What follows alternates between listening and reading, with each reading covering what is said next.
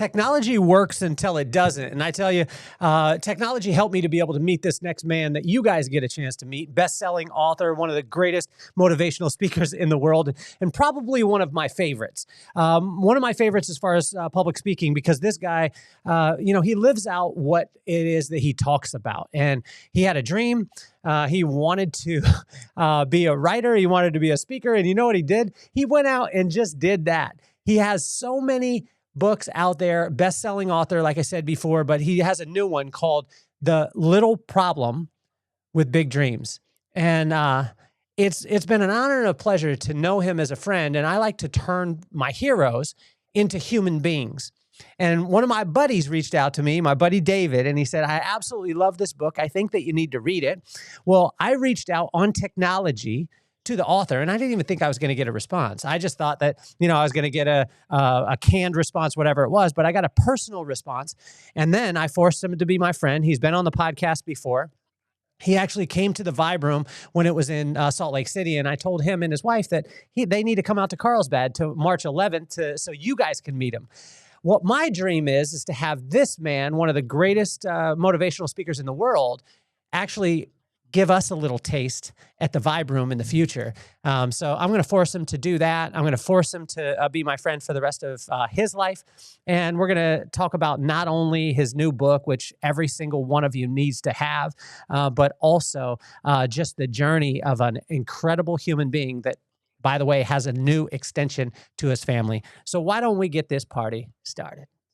Yeah. And this the vibe that raised us, made us, saved us. Love so strong that the hard times praised us. From base life roots to the freeway nights, we turn small rooms into launch pad flights. Yeah, this the vibe that raised us, made us, saved us. Love so strong that the hard times praised us. From base life roots to the freeway nights, we turn small rooms into launch pad flights. We begun surfing waves too low, made our own rules everywhere we go. Held tight to the truth that our parents declared. Anything is possible, the love stayed there. Now Rob's daughter ballin' on the end scene, Olay scene. Will's kids live dreams we never could have seen. This the vibe that raised us, made us, saved us. Love so strong that the hard times praised us. From base life roots to the freeway nights, we turn small rooms into launchpad flights. How fortunate are we to be living in America right now? Absolutely incredible. I remind myself of that every day. Hey, tell me the little problem with big dreams, man. The little problem with big dreams. Well, there's 12 that we go through, 12 little problems, but overall it comes down to who are you becoming in the process. And I think that's the one thing a lot of times don't understand is the growth that you have to go through to get there. And so you got this dream, you got this idea, you got this destination, and almost always, you're not going to be the person that you need to be to achieve it. And so that's that wall that a lot of people run into. And once you have that realization, from there is just a choice. Am I going to become this person that I need to become, or am I going to revert back to my old self? And so that's the little problem that everyone runs into right away. Okay, so who painted the Mona Lisa? Oh boy, Picasso? No, I got that wrong. Are we both going to get in trouble here? Yeah. We're both going to get in trouble. You know what we need to do? We need to go to our fancy Google. How is it? Was it Da Vinci? Monet, Da Vinci? Yeah, I don't expect to be tested Who is on it? my art here. Mona Lisa. Okay, painting. Let me see if it brings it right up. Leonardo da Vinci. I said it. Yes, I won. There you go. Okay, so what they say is that Leonardo da Vinci created the Mona Lisa. People, and then they said it was actually a portrait of him. Mm. And when you look at it, it was a portrait of him. And as I was reading this, as I was reading through The Little Problem with Big Dreams, is there a correlation with that? Because knowing you over time, knowing a bit of your story, is this book was some of the inspiration, the little challenges that you went through? Because you were, I'm gonna bastardize this story a little bit. But here Mm. you are, first generation from the Soviet Union. You come over, and when I said how great is it to be in America, the reason why you did is you said that it was so great is because you've experienced a whole different side, which we'll talk about too. You come over Mm. here, you start working in kind of corporate America, but I see you in a dimly lit little cubicle. In that cubicle, you know, your soul is spilling out every single day, and all life is going out of you. You think, wow, I'd love to be a writer, I'd love to be a speaker, and then you know what you did? You did something that nobody else in this world does. You actually went and did it. So you started writing, you started speaking, and now you're one of the top motivational speakers in the world. But I guarantee you there was some little problems along the way on this big dream. Absolutely. more than I care to admit. So when a person goes through, like they look at a Michael Ivanov, like my buddy Dave, you're one of his favorite authors, seriously. And when he sent me your first one, I can't remember the title of the first one, but it had the tree on it. Which one was this? The Mount of Olives, The Mount of Olives. 11 And declarations of my life. he was blown away, and he was like, man, I love this guy. And then my brother read it, and my brother was like, man, I really enjoy it too. And then I was like, you know what I'm going to do? I'm going to use technology and go get this dude. Now, our technology didn't work that well today. What do you think, Michael? You know, let's go to the biggest dream recently, which is your little one, right? Having a child, which is so amazing. What are the little problems with that big dream of being a father? You know, obviously you're a husband, but being a husband and a father together is a whole new role. Oh yeah, yeah. Well, first of all, you can probably see a few more layers of bags under my eyes. So a lot less sleep, a lot more heart attacks on a daily basis when she's climbing up the coffee table and the couch, things like that. Um, yeah, I mean it's been absolutely incredible. Everyone told me it would change your life. You know, it'll change your life. It'll change your life. But really, I never understood what it would be like. I mean, I feel like I've always had a purpose in my life. I've always had something I'm working towards, a dream. I understood what I think I understand the foundations of what we're supposed to do, what our purpose here is on earth. But man, when my little girl was born, it's just like, man, I have another reason to stay alive. Like I have another reason to wake up, and a bigger reason to wake up and fight every day. For on my own health, so I can be here long enough for her, for my wife, and for our future. So it just gave me a whole new perspective and purpose on life that I didn't even know I was missing. Absolutely What about incredible. what about the thing you talked about the health journey, and I think we all start to. Well, when I say we all start to, you're quite young, but what is the thing that you're doing for your health right now that you don't know if it works, but you're just doing it because you think that it's the right thing? And I'll tell you what I did this morning. Okay, so it's I don't know, maybe in the mid 50s, low 60s here in Carlsbad, which is freezing for us, right? Uh, And I've got into this routine of going out in my backyard. I don't even know the temperature of the water, but I get in the water, and I don't know why I did this, but it's for 3.5 minutes. It's not even, and I don't know that it has any health benefits. And I'm not trying to rah, rah, rah. I don't film myself while I'm doing it, anything like that. But it probably doesn't do anything for me at all. But in my head, I think, man, I'm doing yeah. well for my family right now. Is there something that you're doing that you don't know if it's actually working? Well, well, first of all, here's my belief. My belief is that if it's in your head, that it's working for you. I truly believe that.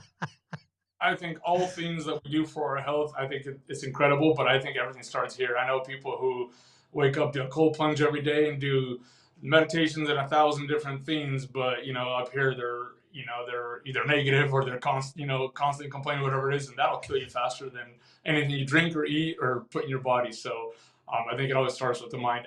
For me, actually, a brand new thing I just started about about a month and a half ago. I started playing chess, and I'm like, I gotta keep my mind sharp, and I'm a competitive person. I got into chess. I've been playing people online. I'm getting my butt whooped, but I know it's really good for my mind. Uh, Instead of doom scrolling, I sit down and play a game of chess. It's easier on the mind, takes me away from all the negativity and all the crap going on in the world, and I heard it keeps your mind sharp. So that's one thing I started. Has your wife noticed a difference in you and complimented you on it, saying like, "Hey, you're such a better husband because of this digital chess that you're playing"? No, no, she accuses me of being obsessed with this. So you let me get this right. You went from doom scrolling, which can, I mean, if you're both doom scrolling, did you realize that how much less judgment there is in the room? It's almost like if you doom scroll and your wife doom scrolls right next to you on the couch, it's almost like both of you are so content. You know what I mean? Yeah. Because neither of you is going to be like, get off your phone, because the other one will be like, you're on your phone too. Yeah, So, yeah. but with this one, she's seeing it and she's saying like, hey, is she doom scrolling while she's judging you? Always, yeah. She'll put her phone down first, and then she's like, "Hey, Anina's looking for your attention." I'm like, "Hey, you were just on your phone 2 seconds ago." Yeah. Michael, how about the reality part of it? Because being a motivational speaker, I was talking to a comedian that came to the Vibe Room. His name was RJ Sands. He was Mhm. hilarious. And he was talking about the thing that sucks about being a comedian is that when he goes to the bar, people are like, tell me a joke. You know what I mean? Yeah, And yeah. being a motivational speaker, people expect a certain thing from you. You know what I'm saying? Yeah. Do you have the tendency to keep that at bay to the people that are closest around you, like you don't really talk about it much? Or do you wear a shirt that says, "Hey, I'm a motivational speaker. I I can help you at preschool pickup." No. I definitely keep it at bay. A lot of people are surprised when they hear about what I do because I'm a I actually it's something I'm working on. I actually want to get more of my real personality out there. Not that I'm fake on stage or something, but I definitely get into that mode where I'm talking about purpose. I'm talking about these deep themes, but but I feel like for all my close friends that know me, I'm very laid back. I'm pumped about my Seahawks making the Super Bowl. I'm making jokes. I'm down to. I hope I'm down to earth. I'm very simple, and so yeah, I'm not trying to give people advice. I'm not over there unless it comes to a moment where it's like, hey, someone's down and I can see it, or maybe their bad energy is affecting mine. Then I kind of make that switch. But no, I try to keep it chill. Michael, how awesome is it though? The motivational speaking side, I think, is so amazing because sometimes, and no one will hear this. It's just you and I, and I won't tell anyone. I promise. Okay. Mhm. Um, Yeah. but sometimes, man, what I notice is when we speak from stage, we can deliver a message. They can take it the way that they want because my wife taught me that people hear where they're at. Right? They don't hear what you Yeah. say, see what you do. They just hear where they're at. And they Yeah. could take it and do and apply however they want. Although when you get in conversations afterwards, most of the time, the frustrating thing for me in these things was that a lot of times people repeated back to me things that I didn't say. Mm. Right. So they would say, oh, I was really impacted by what you talked about. And I was like, okay, cool. What'd you take away? And they're like, you just told me to keep being me. And I was like, I didn't say that at all. I Yeah. don't know you. I don't, and that could be the wrong, Yeah. I mean, based off of your character, it could be the wrong thing to do. And I didn't say that. Yeah. But do you find it easier to have, like when you're speaking from stage, um, and you're speaking to large audiences, large corporations, and if you're a corporation out there and you don't have Michael, you're silly. Your corporation would do better. Um, do you find it easier to speak from stage where there's not really a response, or do you prefer it a one-on-one or a one-on-three or closer knit? Oh man, it's a good question.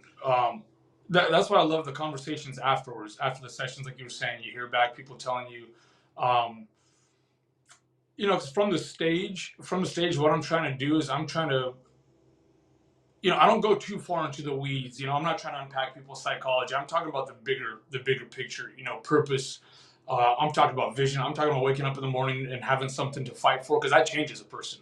Like I've seen it in my life. I can wake up being depressed, working in my cubicle, going to work. But the minute I found this dream of wanting to become a writer and a speaker, I was still working in that job. But the minute I had something to wake up for, I was a better employee. I showed up to work different. because now I had something bigger to fight for. And so from the stage, that's what I try to do. I'm trying to hit that bigger picture, because everyone, like you were saying, everyone's going to find it in their own. They're going to hear it from their own perspective, from their own story. So I love that, because I love to see the different faces, and everyone's in different walks of life. And you got a CEO sitting right there, and you got a lower level team member right there, but everyone finds themselves in your story, and that's why I like to kind of hit it on that bigger vision, that bigger idea, and let people find themselves in that. But then the conversations afterwards, the one-to-ones, those are incredible. It's always awesome to hear how it resonated, where people are coming from, and like you were saying, something that I didn't think I was even saying, they took it that way, and that's the beautiful thing about it, though. It's incredible. It actually frustrated me at first, until I understood, right? I remember coming off the stage, and I said to my wife, I was kind of down. We were at Disneyland. She's like, "Why are you down?" And I said, "Oh, because I asked the people what they took, and none of them said anything that I said." And I was like, "They're not listening." Yeah. And she was like, "No, they don't they don't hear what you say, they don't see what you do, they only hear where they're at." And I was like, it was an Yeah. epiphany. Did you know that first going into speaking, and did you understand that part of it, or were you just going out telling your story? Because there's levels. You've reached a Mhm. level in your speaking where you're not, and I want to compliment you on this, and I've got to watch it over the last couple of years. You're not trying to get a point across.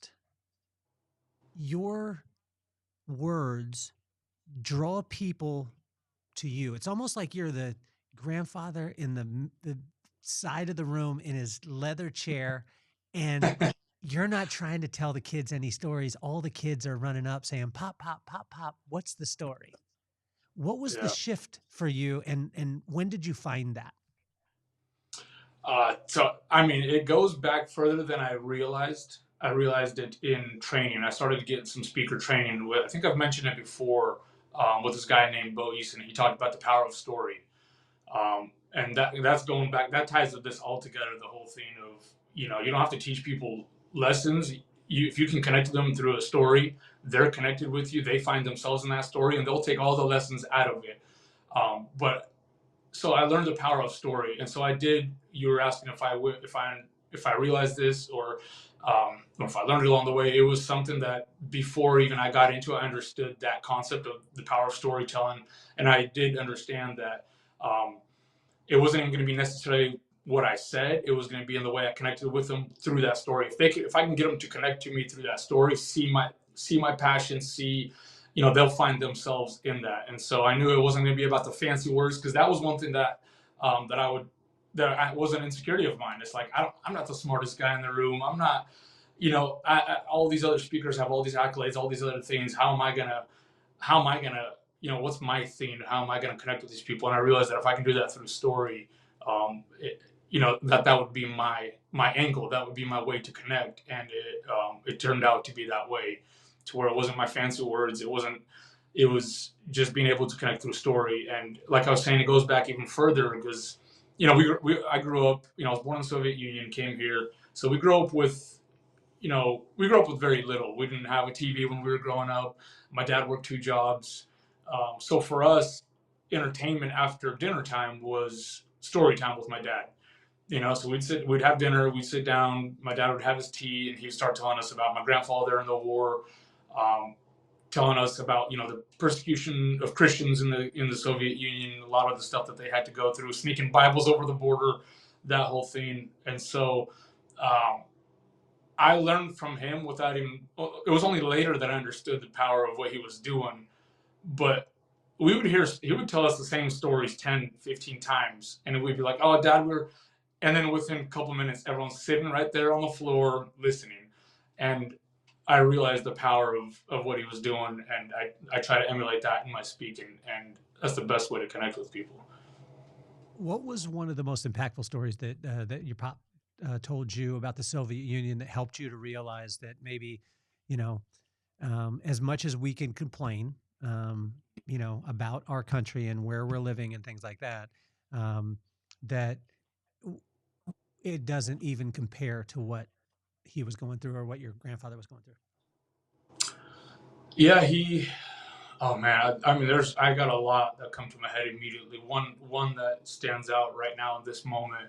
He told us a story about how his brother so the KGB was cracking down. I'm a man of faith. That's my entire family. For generations.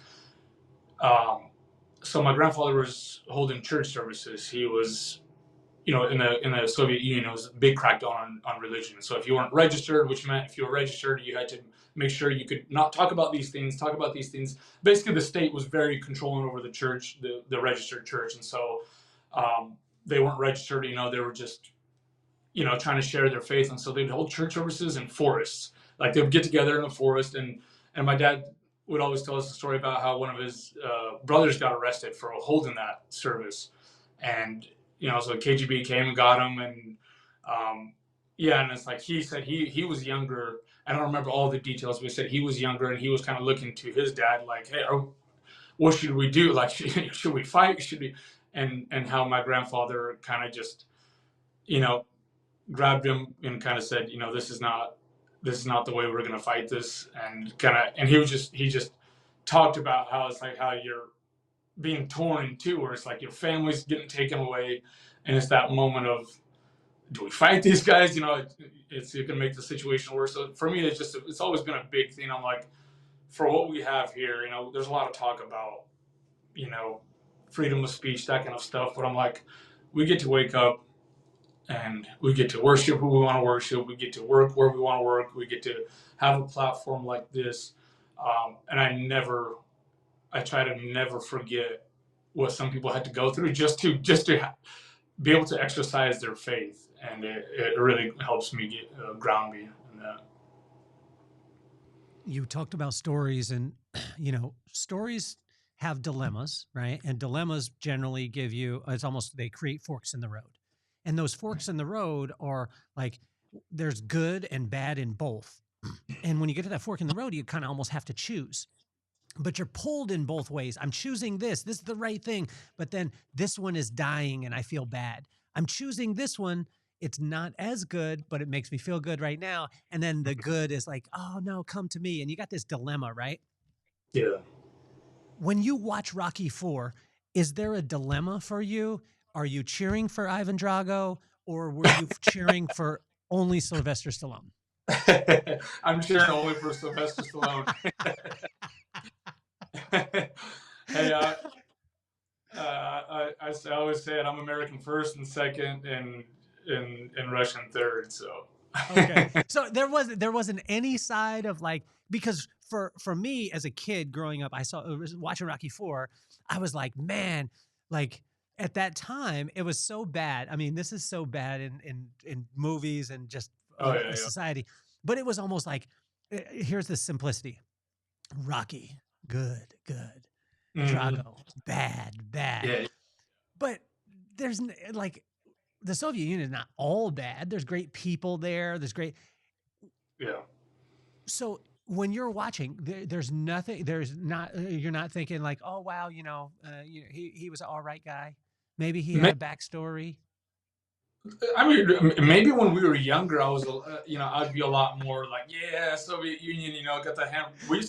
When I was younger, I was like, I don't know, 10, 13. I got really good at drawing the hammer and the sickle, because I just thought it was the coolest thing.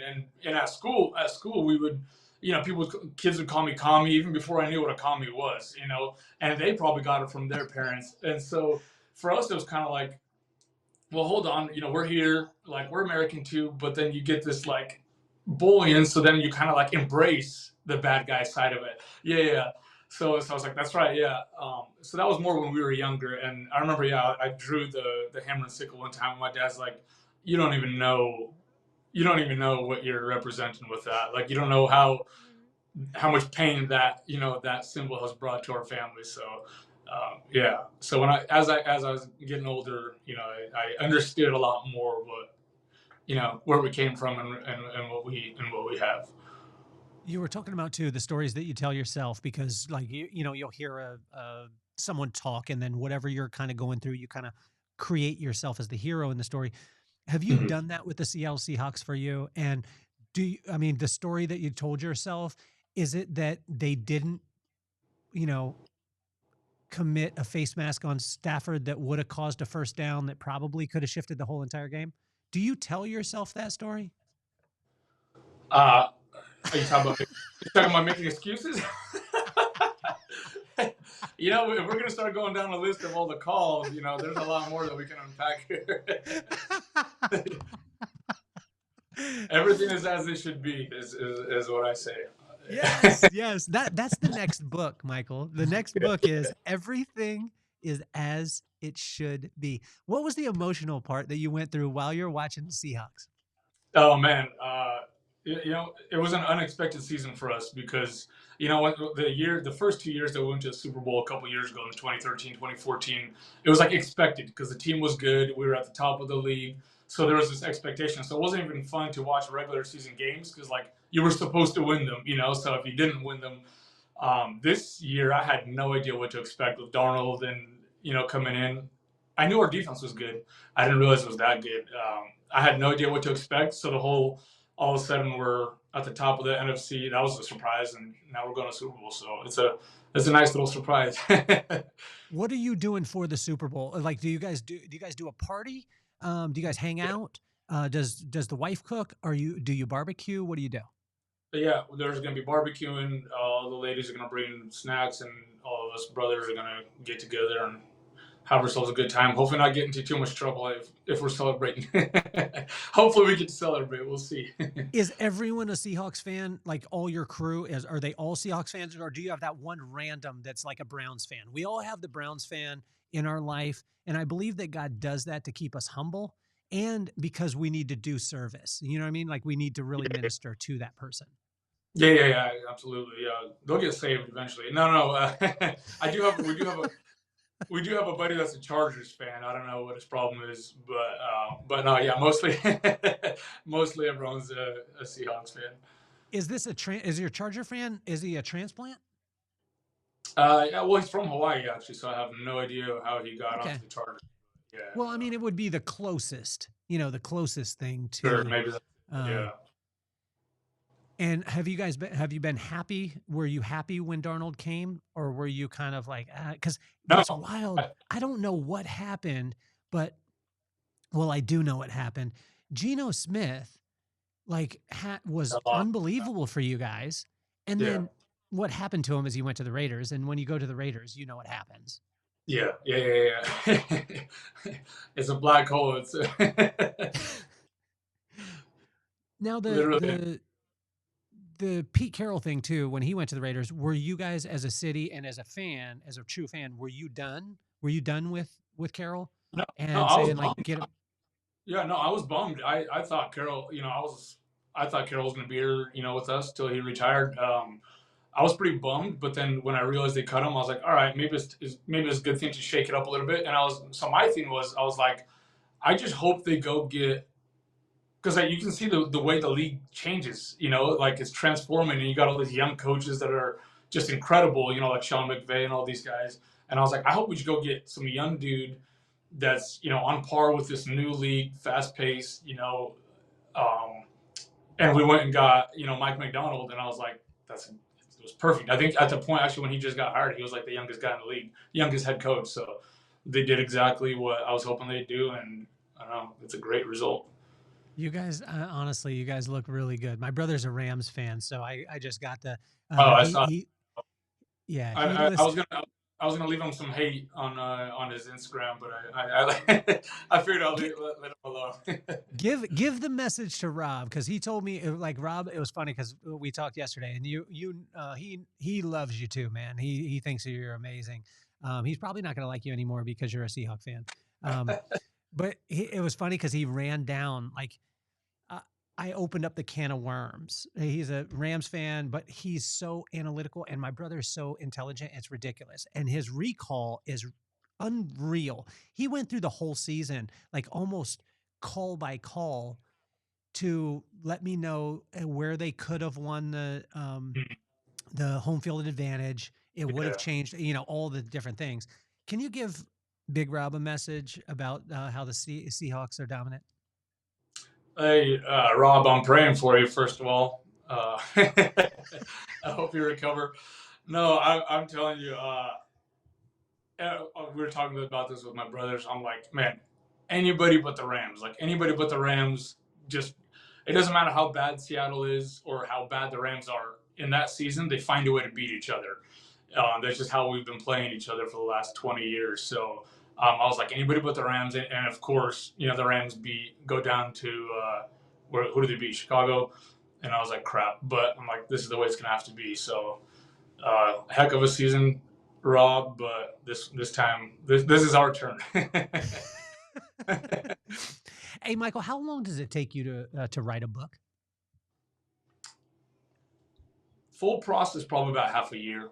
I start to chew on it. Like right now, the early part of the year, I'm chewing on several ideas. It's what I've learned is if I just jump right into something, I'll the idea fizzles out. And so what I do is I chew on 3 or 4 ideas. I have my notes app. I'm always jotting down ideas. And once I got a good concrete idea where I can see it through the end, I can see the story all the way to the end. I don't need to have all the details, but if I can see how a story could start and what would be in the middle and how I can get it to the end, that's when I sit down and start working. So usually it's like the first like 3-4 months of the year, I'm kind of chewing on something, and then about 5 month period I'm writing and working with the editor, that kind of thing. And then the way it's been is I've been trying to get it published right by December, right before Christmas. So that's kind of been the routine so far. So. And what is in the latest novel, New York, why was that important?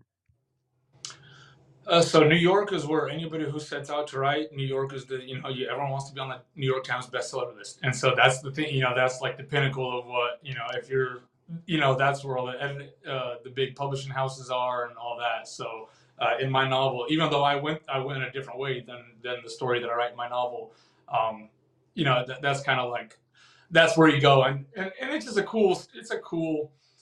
There's so many stories from Don Knotts, who's the Andy Griffith Show. Like if you read I have his book up there, about his personal journey of getting into comedy and getting into acting.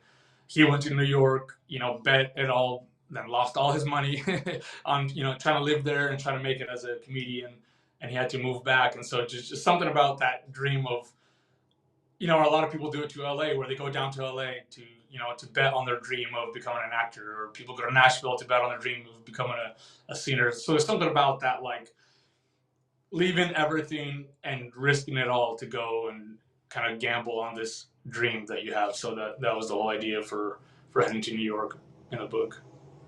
Are you an Outkast fan, by the way? I like a few of their songs, some of the most popular ones, but I guess I can't say that. So you're not like a old school, like, do you know what their first album was called? No. Southern Playalistic Cadillac Funky Music, all one word. Oh, geez. So think of that. Southern Playalistic Cadillac Funky Music, all one word. Yeah, okay. Right? So the reason why I was asking is because with Outkast, what I loved is I became a fan of their first album. So one of their first hits was called Players Ball. Mm-hmm. Unbelievable song. A sound that nobody really had ever heard. They really brought Southern hip hop. Not to say that other people weren't doing Southern hip hop, but Outkast was, this sound was unbelievable. And then if you take that, Arrested Development kind of laid the groundwork for that, but they were a groundbreaker. But you also, with Outkast, you saw this switch. Each album almost, right? And so it was like, I can't remember the second one. I think it was Aqua Emmy was the second one, or ATLians, and then Aqua Emmy, and then it just continued on. And each one, it was almost like you were listening to a different band, right? And then Andre 3000 did The Unthinkable. His last album? I'm not familiar with it. Okay, so his last album, Michael, he does a complete flute album. No lyrics, no hip hop, no nothing. people lost their minds, some in a good way, some in a, what the hell is he doing? He's one of the greatest MCs of all time. Why would he just do a flute album? I have no idea why it would happen this way. When you're writing, do you want to, like, do you look at it like an album, like an Outcast, or do you look at it as an extension of the other writings that you have? And are there the times where you go through and say, I'm going to go left turn on this bad boy, and then you have to fight internally because this is not my road? Yeah, absolutely. And that's a huge thing. It's when I never want to. You never want to write just for what you think people will like, because I think you're already screwed that way. If you're just, you want to look at the market, you want to, see what's selling, that kind of a thing. But honestly, if it's not you, it's not you. So you do have that, like, I do have that pressure of, well, people really like this one. They like this one. If I completely change it up on here, am I gonna, tick off some of the fans, or am I gonna lose, readers? Are they gonna like this? Are they gonna think I'm falling off or something like that? There's always, you're always gonna have these kind of thoughts. But honestly, I kind of made a promise to myself, like, I'm gonna write what's on my heart right now. Next year it's gonna be something different, whatever it is. And so, yeah, I feel like there's twice already. So my first three novels are all like more like the stories, like ancient novels teaching like life principles. So all three stories are like ancient Gaul, ancient Jerusalem and Rome, and then ancient Babylon. And so with my fourth one, that one I wrote more of, it's a fiction story, but it's more of myself. I wrote it as myself. And so that was scary to put out, because all of a sudden it's way different than everything I've written before. I'm putting my own real thought. I can't mask behind this character. This is me. And so that was scary to put out. And it seems like people really resonated with it. And I learned, hey, it's like the more authentic I am to myself, the more people are going to resonate with that. Yes, there's going to be people who are not going to resonate with it or like the style. But I just got to do, what's on my heart then in that moment, because that's what's going to allow me to be my best and put out the best work. And then I took another turn with The Ones We Wait For, which was my last book, because that was more of a faith, story. It wasn't about life principles. And that one I wrote because at that time I was getting emails from readers, especially some of the older generation readers that were just having a really hard time. People are dying in their life. They're sick, like just a really hard time. And I was like, man, I got to put, it'd be cool to write something that would remind them that there's still a purpose for life, one, but two, that there's something better coming, And so, and that one, I was like, all of these other people that are reading my books that they liked all the others, what are they going to think about this one? I mean, it's way more faith-based. It's way more, but again, it was on my heart, and I'm like, this is what I got to put out. I think if I would talk myself out of it, I'd probably beat myself up for a long time. I don't know if I'd ever stop thinking about it. So, and then this one's a little bit different, and it came to me. It was what's on my heart. It's a common theme I kept seeing around friends, family, people who are struggling with either pursuing a dream or just not doing well, whether it's in finances or whatever it is. And so I wanted to put together a book that's encouraging for people like that. That's just like, hey, it's never too late. Sometimes you do have to burn all the bridges and just go after that thing. And so that was the whole heart behind this new one. So yeah, I mean, each one is its own thing. I don't really worry too much about the previous books or what people are going to think going forward. I think about it, but I don't let it hinder the work that I do. Have you had the Andre 3000 flute moment where because, okay, if you watch the discography of his career with Outkast, I mean, they're different, but there you know who it is, right? And then this last one, the flute album, was like, he just went to outer space. Like, Yeah. I thought it was awesome. Is there some outer space for you that you're maybe that you're struggling with now? And also too, I know you. You got done with your book. You had told me that you were working on it. I was so excited. I said, send it. And you said no. I'm just joking with you. No, you said it's not done yet. It's not out yet. But Yeah. I know you, and I know by the time that you were buttoning this one up, you were already having ideas for the next one, Oh right? yeah. And probably for the next one after that. Like Yeah. your mind is, what are you wrestling with right now? Like conceptually that you haven't committed to, but Yeah. that's just this pulling at you. Oh man, yeah, that's a great question because I've had one that's just been like I'm like nah, it's not gonna work. It's gonna be weird. It won't go away. So I'm like I think I might have to do it because it's not going away. I don't know if I'll do it this year or not, but um, I've been wanting to write a little bit more faith-based novels anyway. Just because that's it's been my own journey personally, and the so much of who I am and hopefully becoming is revolved around my faith. But yeah, I have this novel of like the stories. Like I said, I'm just bouncing around in my head. I'm not worried about people stealing it because at the end of the day, you still have to sit down and write it. But I kind of picture it would be like my first sci-fi novel. I've never done anything like that before. It's nothing along with but it'd be along the inspirational realm.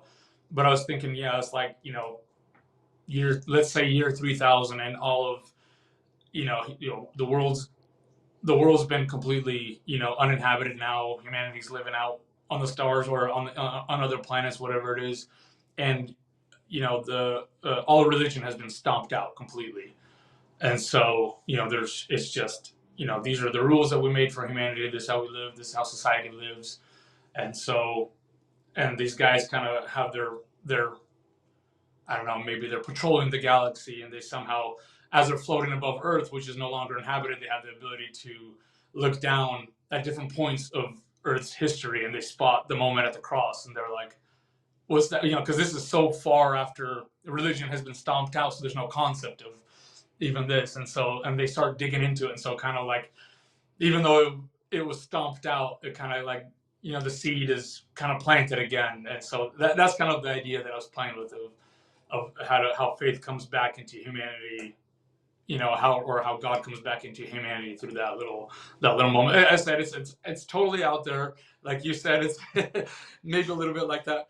People could be like, "What the hell," or they might love it, but we'll see.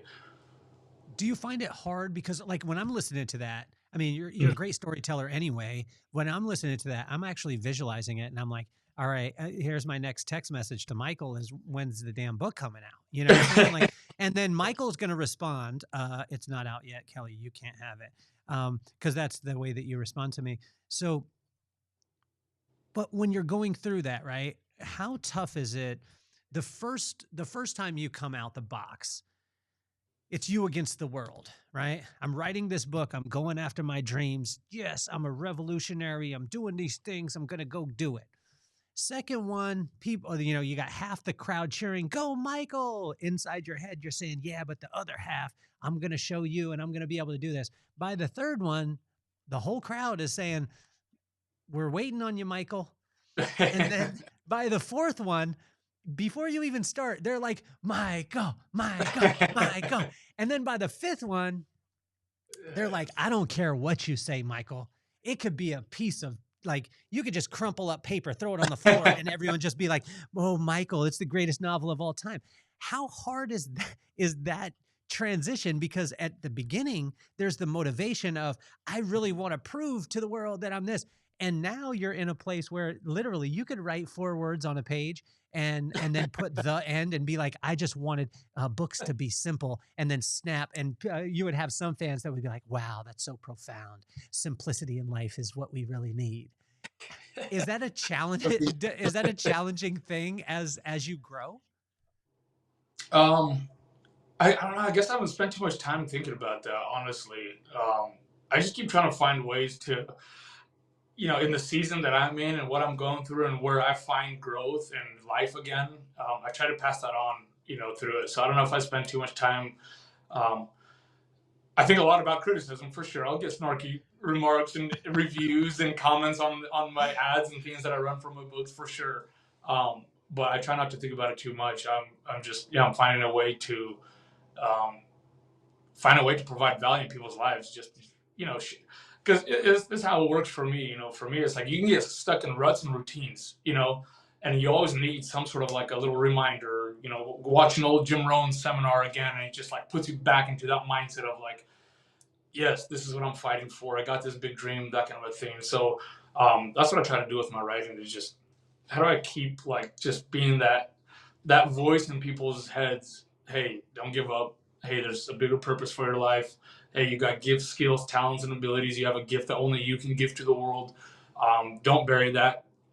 It's hard. It's scary. The world's changing. AI is going to take over everything. Um, keep doing it. Keep poking at that thing. Keep moving towards that. You know, it's inside of you for a reason, and don't let it die out. So if I can be that voice in people's heads in whatever form the books and speeches look like, and what I transform my writing and work into over the years and how it morphs and adapts and grows, we'll see. But as long as if I can keep the heart of that, which is just to keep kind of poking at people and keep reminding them, hey, keep going, keep dreaming. Um, it's all worth it. What's the scary thing that God's dealing with you right now that you're wrestling back against him with? Oh man,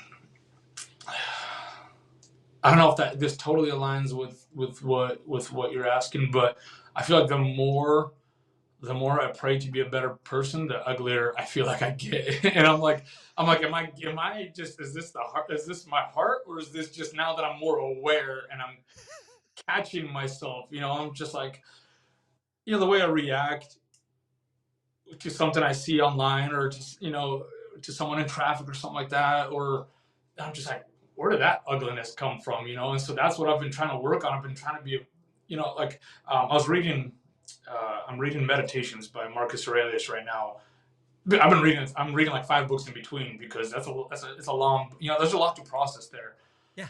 But yeah, this whole idea of stoicism, this whole idea of being a gentleman, this whole idea of being a person that, no matter what's going on around you, you don't let it trigger you, because you don't, just because someone mistreated you, you don't have to react. If you don't react, no one can take your peace, unless you give it to them.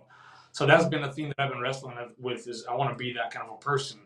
And I'm not just to be a better person, but just to be a better, example for other people and to be a better Christian. And I feel like the more I focus on that, the more I pray for that, the more I'm triggered, and the more some of this ugliness comes out. And I'm playing chess, and I'm getting my butt whooped by probably some 12-year-old that's in a dirty stinky basement, and I'm like, oh man, because I'm a very competitive person, and I'll say something, and I'm like, dude, where did that come from, man? It's a stupid game, and so there's these little things that I feel like I used to not even notice, and all of a sudden I start asking to be a better person, and all of a sudden this ugliness comes out, and I'm like, where did this come from? So do you question the theories though too? Because my brother's a huge stoicism person. Shout out to Big Rob. He loves it. He loves Ryan. What's Ryan's name? Ryan Holiday. Okay, Ryan Holiday. And Ryan Holiday, by the way, I'm sending the message out to you, man. I'm sending you messages all the time. I want you on the podcast. I'd love to be able to sit down and have a discussion with you. But okay, there's these theories, right? And I love these things because, like, while I'm sitting by myself, I just run through the head, right? So the part of no one could steal your peace, completely agree with it. Amazing, it's theory, whatever it is.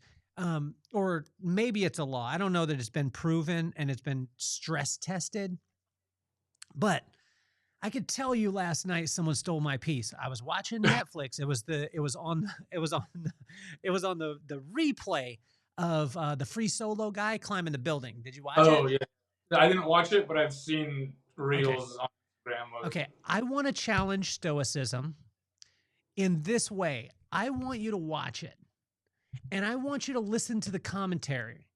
The commentary is so bad. These guys, they just need to shut up. They stole my peace last night. I was sitting on my couch, peaceful place. It's really nice. We just got a new couch, and thanks to my wife, she chose it well. It's got a great color. Color will change your mood a lot of times, changes the vibe. Sitting on my couch, very comfortable. My wife even snuggled me. I'm there. I'm watching this show. It's free solo. He's climbing the building. Boom, boom, boom, boom, boom, boom. One of the tallest buildings, in the world, or if not in Taiwan. Yeah. Free soloing, no ropes, all the stuff. 3 commentary people. There's no reason for these people at all. They're saying stuff that's so stupid. There's a WWE wrestler that's talking about the struggles that he's gone through and the risks that he's taken. I'm like, you are not climbing up on this building, bro. You need to shut your trap and we need to work through this. In that moment, I was not stoic. In that moment, I was thinking, you, sir, and you, madam, and you, other person, I don't even know why you're on this show, you're all stealing my peace.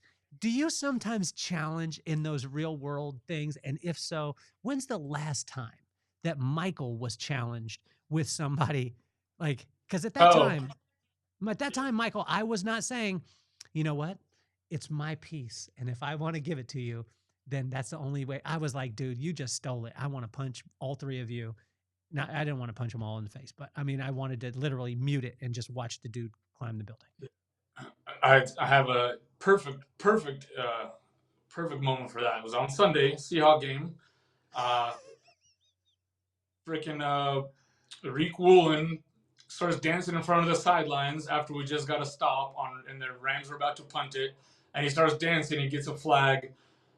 They get the first down and then score a touchdown on him, and I could not let it go, man, because I know those are game changers. Like the fact that Seattle won after that is crazy, because those turn the game around. You lose momentum, everything, and I was just losing my stuff. And my brother turned to me. He's like, "Dude, like, chill out already. It's like, it's not gonna, like, we got, it's the game's still going. It's not, you're not gonna change anything." But I was like, I had to walk out and I had to actually calm down, because I'm like, I know what this is. You lose a game like this. And I was like, okay, but for real, it's like I was not in control of my emotions at all. It's hard to be in control. So yeah, that's another good test, is to watch the Seattle Seahawks play football. Yeah, perfect example of that. Because I lost it way more than I should have.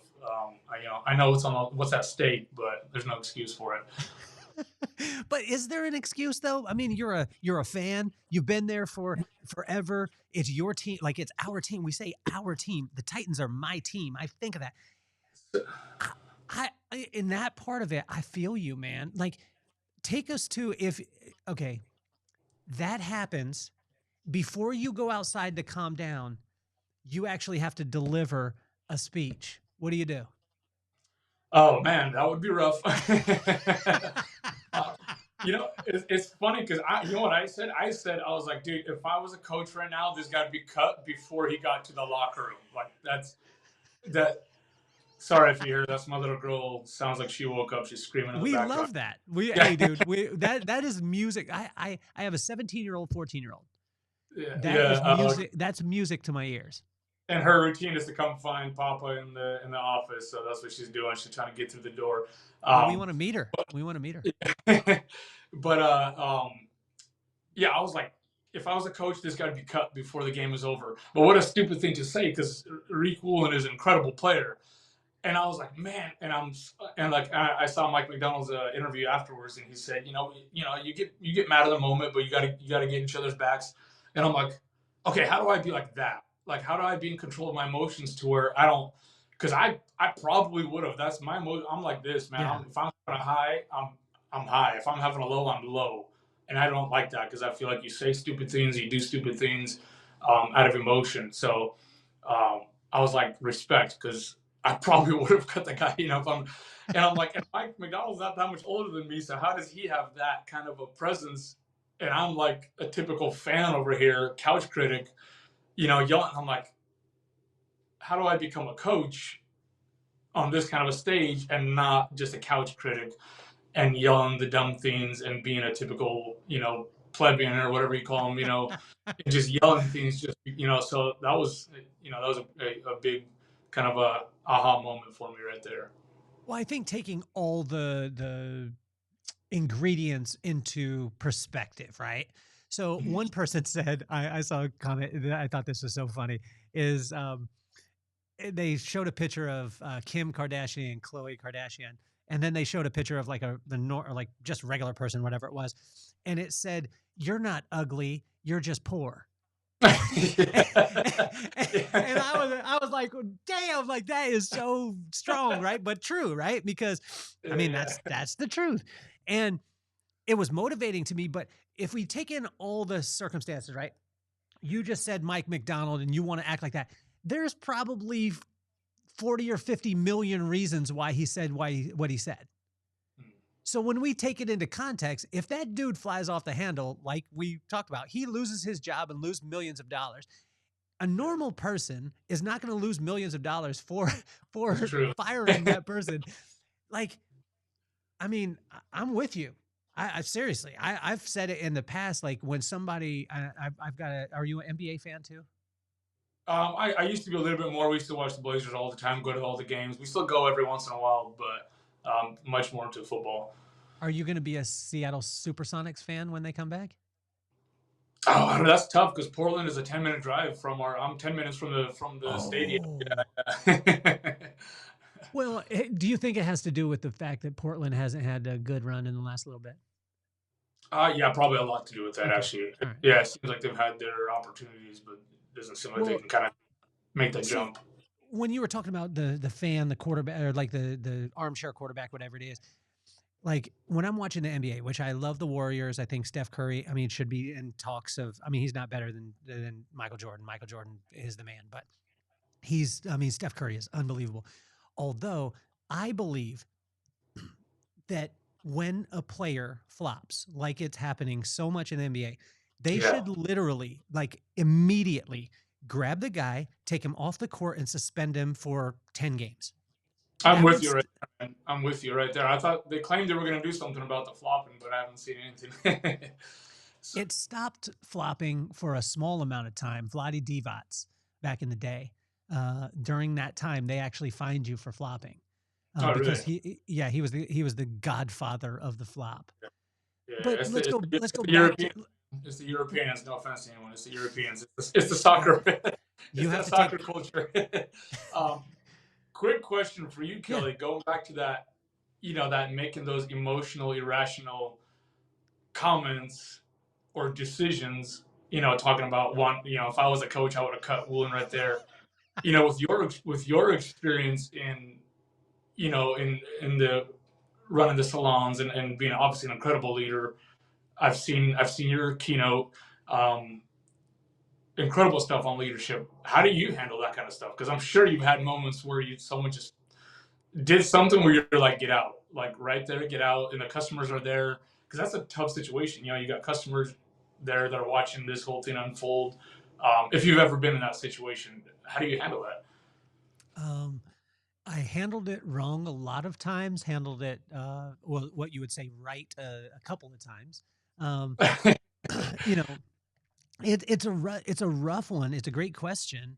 Um, it's a rough one because that's why I think we have this human side. I call it the human side, and then I say the maybe some people could call it the spiritual side, or you call it the right thing to do. But we've got all these emotions that come in, right? And I had a real challenge early on in leadership where I held people to the standard at which I had developed over many years and held myself to, which is never a recipe for goodness, right? So for myself, okay.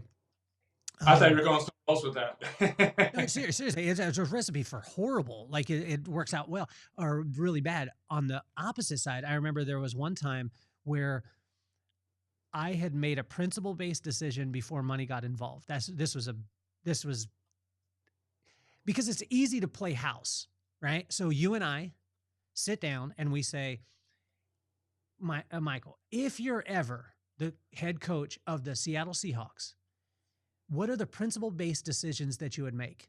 And then you would be like, well, Kelly, I would always treat my people with respect. If I was at a press conference, I would blah, blah, blah, blah, blah. Okay, cool, Michael. We wrote those down. Then we put you in that position.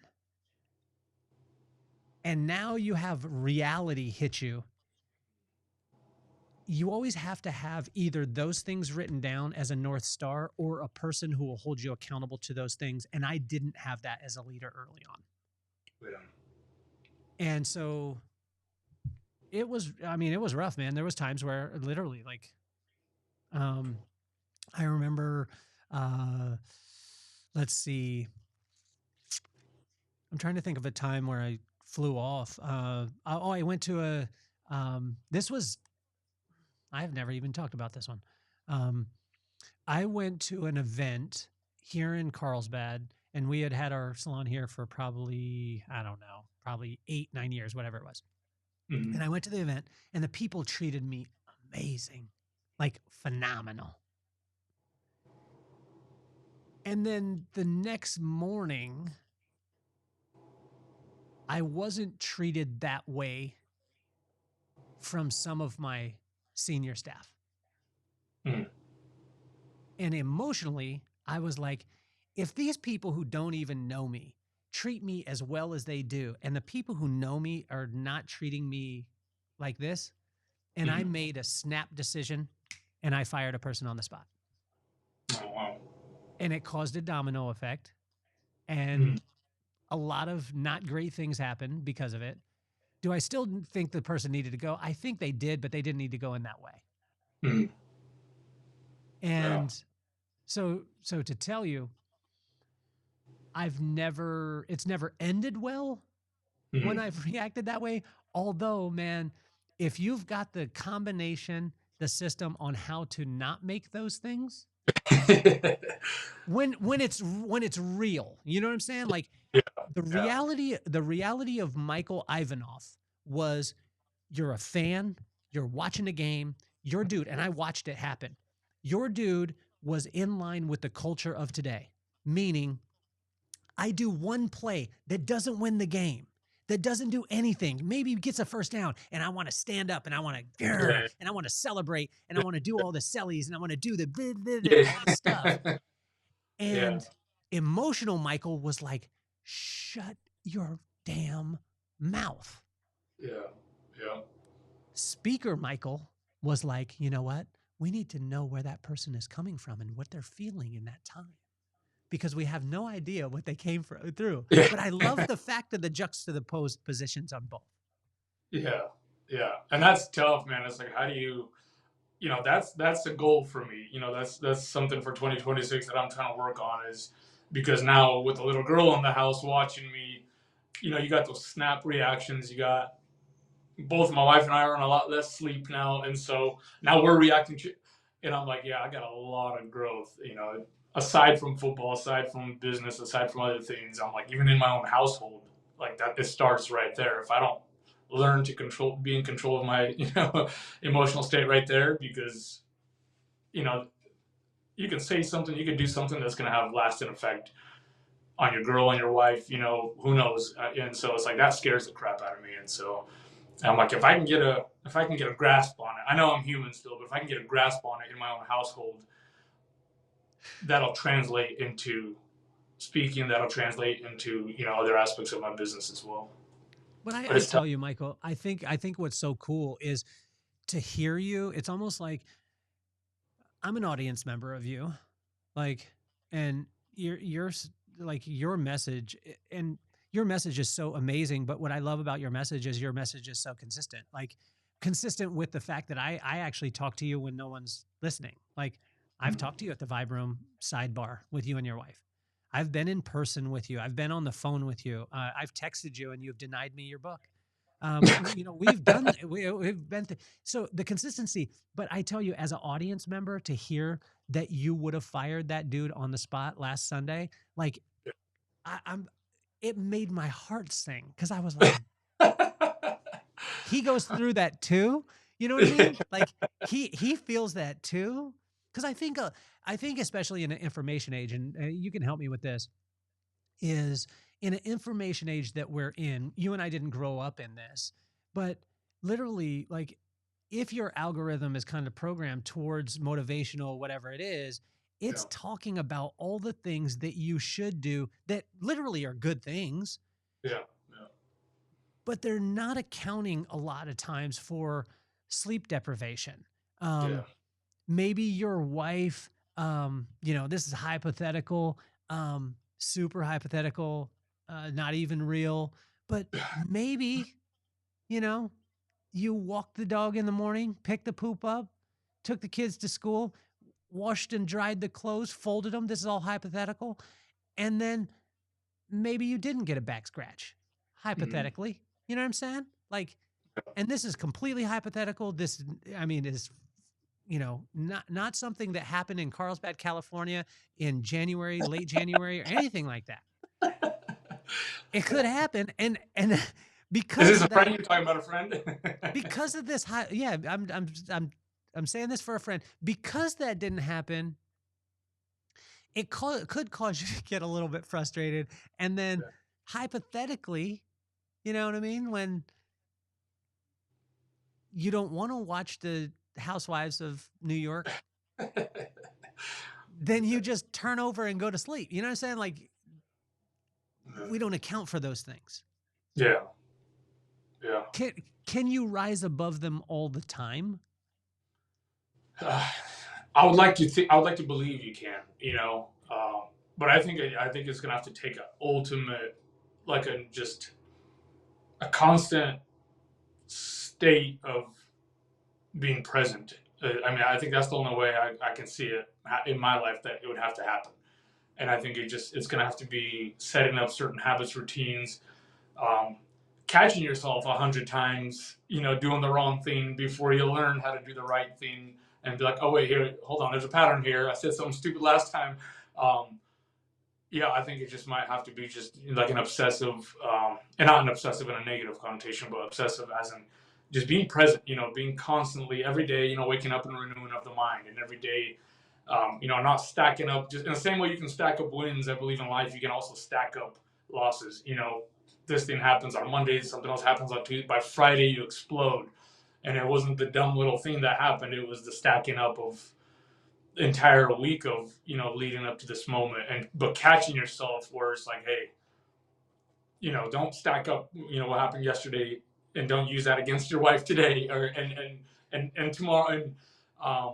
Yeah, I think that's just, it takes an incredible amount of just being present, and it's not I'm far from it, nowhere close to it, but that's something I want to strive for. I think it's going to help me in a lot of areas of my life. So it's something to work towards. when when we were talking earlier about this title, right? So the little problem with big dreams. When you solve challenges as a guy, I'm sure that you're this way. You like to solve challenges, right? Like, especially if your wife or your daughter has a challenge, it almost makes you feel like, Yeah.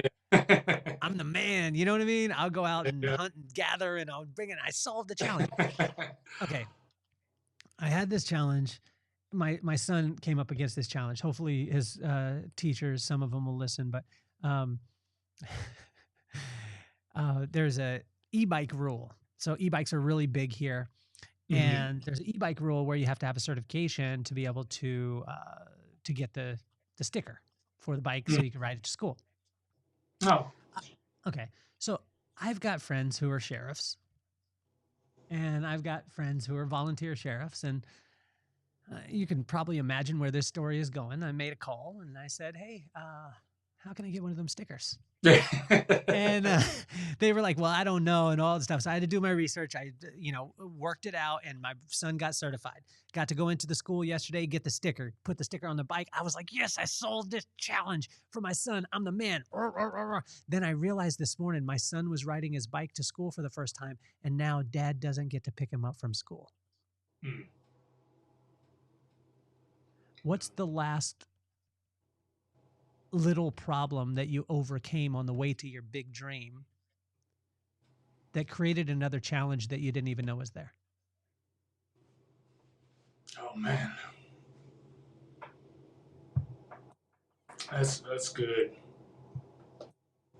I mean, it'd have to be right along with. I don't know if this totally hits on exactly what you're asking, but you got this dream, you're working towards it. You always picture what it's going to look like. The success, when you're there on that day, when whatever you picture of success you've painted in your head, and you get there. Um, the one thing, going back to what we were talking about, the way you carry yourself, the way you react.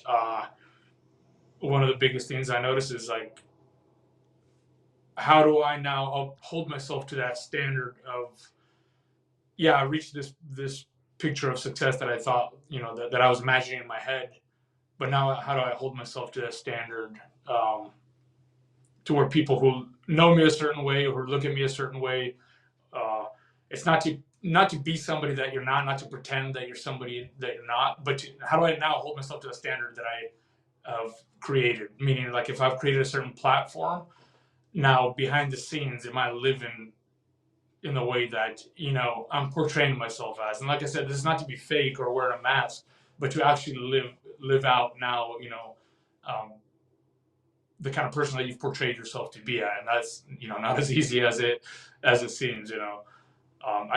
That's something that comes. I don't know if that fully hits on the angle that you're asking, but that's the first thing that comes to my mind. Does hubris, do you battle with it at times? I think, and I spoke about it before, but have you've read Jim Collins' stuff? Yeah. I no, I Okay, don't. so good to great, right? I mean, it's an awesome book, but I'm right. I actually loved the follow up. The Good to Great was a red book with white writing on it, which obviously as a New York Times bestseller, you're going to be one. But as the marketing of it was tremendous, right? Red book, white writing. You see these things like coloring is a big part of books. Yeah. His follow up was called How the Mighty Fall, which was Mm. actually a small book. It was black and it just had white writing on it. It didn't sell as much as what Good to Great was. But I think How the Mighty Fall was more important than Good to Great, because Good to Great chronicled all these companies that were the difference between good to great.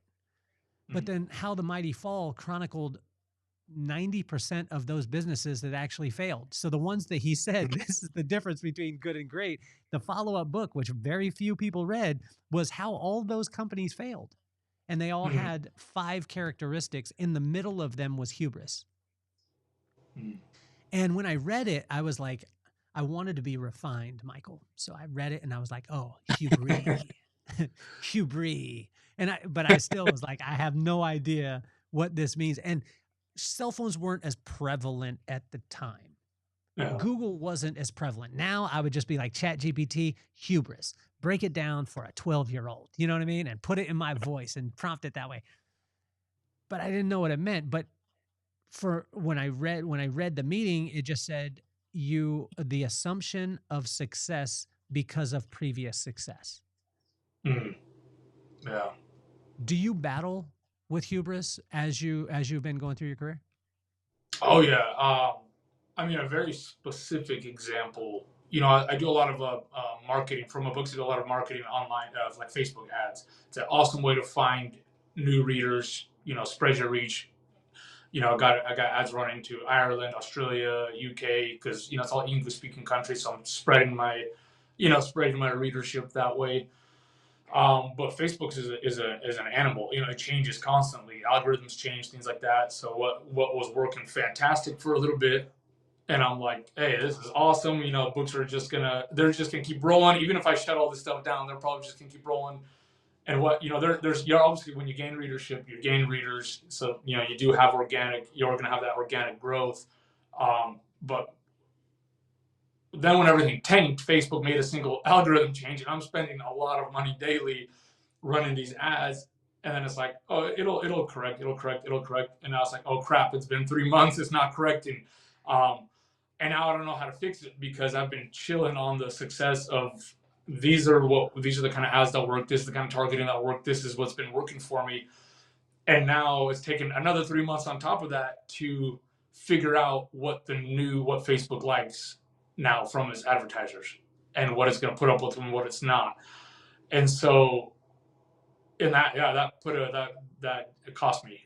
And so I learned, I'm like, okay, I think I was talking about this with my wife last night, actually. Like, I never want to go again to where I don't know why I'm succeeding, because then when I fail, I don't know how to fix it. Like, I don't know if I don't know why it's not doing, or why it's doing good, I should probably figure it out, because when it breaks, not if, when it breaks or when it stops, I need to know what to fix. And that applies to anything in life. So often it's like, oh yeah, I'm a man of faith. Things are going great. I'm blessed. I got a roof over my head. Everything's great. And so, when things are going great, it's like, no, my faith is excellent. My walk with God is perfect, but it's like, wait till it breaks. And then you don't know how to fix it because you didn't even build a real, that your foundation wasn't even tested by this, storms or by the, and so it's like, why do you believe what you believe? Is that just because that's just what you hear? That's what you see from every pastor on Instagram, whatever. I turn it into a faith thing, but it's like that in every business. I know you probably experienced this in running your business, and it's just like you got to make sure you know why it's working, because when it breaks, you got to know how to fix it. And if you're just chilling on the success, it's gonna be a hard fall, and it'll take you a while to crawl back out. So. Well, I think one of the most important things as we went along was just was having the freedom to screw up. And this was a paradigm shift for me when I realized that the rules and regulations were nothing more than a list of my screw ups. Right. And so when I looked at it, because I used to think of rules and I didn't like them, especially as a kid. Like if you told me to do something, I didn't want to do it. If coach told me to do something, I didn't want to do it, which is stupid. Like I think about it now and I'm like, I was just, I'm speaking for a company today, actually later today. And I listened to the owner of their company and literally like, if you were a franchisee and you did every single thing that this dude said in 25 minutes, every one of your businesses would be wildly successful. It's that simple. Like, it's that ridiculously simple. Although sometimes based off of the way that the person's feeling, they don't feel great about what you're talking about because maybe their dad had the same length of hair as you and color of hair as you or the color of eyes as you. And now you remind them of their dad, and their dad happened to, cheat on their mom and then leave home. And then he drove a Cadillac. And when he drove up in the Cadillac, he always had a different woman with him, and he would pick you up and make you ride in the back with the new woman. And then they would go to, a restaurant, and they would go to the restaurant, and you only go through the drive-through, but you could only get hamburger and no fries. And now later on in life, you're a manager in a place, and you see a guy who tells you exactly what to do, and he has the same eye color as your dad driving the Cadillac with all the silly women that left your mom and that wouldn't get you fries. And now you're saying, I'll never do what you told me to do. Yeah. You know what I'm saying? Yeah. And that part is the craziest, the wildest thing, right? And so once I realized that those rules, that dude just screwed up. Now he's telling me, here it is. That freed me. Yeah. And then now I wouldn't say that like I did the right thing all the time. Then I was like, as a young kid, I was like, damn, I need to screw up today. Because if I screw up today, I'm going to write the rules for the future. Yeah. Right. So that part is, I think it was freeing though. It was really freeing in any organization or corporation or culture. When the people feel like they have the freedom to screw up, most of the time they don't. Yeah. A lot of it has to do with us. For me, I don't know if it's laziness. I always try to find the easiest way to do something or the quickest way to do something. And like I said, I don't know if it's lazy or trying to take a shortcut, which I don't believe, that in taking shortcuts, but I find myself doing that, and it's worked out well for me. Not all the time, but it has worked out well for me because sometimes if I see somebody's doing something complicated, and I'm like, I think I know a better way, or I know a quicker way to accomplish that, I can do it. When I was getting into the speaking thing, there'd be a lot of rules that that I was supposed to follow. Like, you're not supposed to charge this amount until you've done 100 speeches or 1,000 speeches or something like that, or you shouldn't be trying to speak on this stage until you have this many years of experience. So there's all these rules, and I'm like, I don't buy that. So in those instances, it's worked out for me. It's not that I'm taking a shortcut. it's that I'm always looking for a way to, hey, like I don't want to disrespect the process, but how do I stick myself into a room where maybe I don't even belong yet, but I grow into it. And having that mindset, I was able to get in rooms that then eventually I do belong in, but and bypass, like I said, not taking a shortcut, but bypass years of what someone told me I should be spending on, and it has worked for me. And then there's been other times where people are like, "Here's what you should do with your Facebook ads. Here's how you should market this book." And I'm like, "Nah, I'll do it. You know, my book is better than that. You know, I have a good book. You're marketing a crappy book. Here's what I'll do." And then it just bites me in the butt, and I'm, $10,000 later at Facebook ads. I'm like, okay, I'll buy the course and watch it and go back to square one.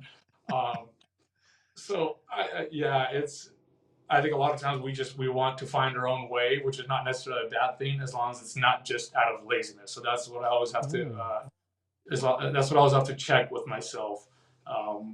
And sometimes it works, sometimes it bites in the butt. How do you know when you're being lazy or you're simply being discerning? Oh man, I wish I could tell you. No, I guess that's pretty obvious. When it seems like it's a lot of work, when you don't want to follow the rules as you were talking about, because it seems like too much work. Like, oh, that's going to take too long. Because now you're talking about laziness, you're talking about impatience, and those are just recipes for disaster in business. But if there is, hey, I want to get to this level because like I feel like I belong there. I feel like I can make it happen. I feel like I can do it, not so I can get paid quicker, not so, but because I feel like I do belong in that room. I feel like I do have a message to share. Now you can look for those opportunities to where you can call them shortcuts, you can call them whatever, but you're taking a leap because you're fighting for your dream, and that's different than, oh, I don't want to do those things. I'm gonna try to find a better way because those seem like they're gonna take too long, and I'm not gonna reach the level of success that I want by taking that long route. I feel like that's probably a good way. So I was working with Proverbs 24 the other day, right? And so I was reading through this, and the whole message. You didn't get to meet my pops, but my pops, you would have loved him, Michael. He would have loved your books too. He would have loved your speeches. Based on the way his boys turned out, it seems like an incredible dude. Wow. Thank you. He was just an incredible guy, and he would always say this. He would always be like, "Boy, don't shrink your thinking." You know what I mean? And I was like, oh wow, this, at first I'm like, that's just a dadism. And then I realized later that it's like he wanted to expand our brain. We had, grown up a certain way, but that our circumstances didn't determine our future. And it was all these great philosophical things and all the things. And then I was reading in Proverbs 24 the other day, and I kept hearing my pops' voice, don't shrink your thinking and don't block blessing, right? Because sometimes we block the blessing by being silly. Yeah. And it was something that was so strange because, and I never read it this way, but like God was so clear in saying, don't shrink your thinking when you're in line with my will. Don't block the blessing when you're in line with my will. But shrink your thinking when you're outside of my will, because that's a protection mode. And allow me to block the blessing when you're outside of my will, because if not, you're going to get yourself hurt. And then, so I get the two, and then I'm like, okay, well, how do I know what to do and when? Because you hear all this stuff, like you and I are around it, and I'm sure in your algorithm it happens where it's like, go for your dreams, do everything that you should. And it's like, there's some people right now that should not quit their job and go after their job because you haven't done anything to get in line with that. Yeah. That's not God limiting you. It's just saying, no, you're going to get hurt. And then there's the other side that is like, this makes absolutely no sense. I don't have the backing. I'm going to go for it.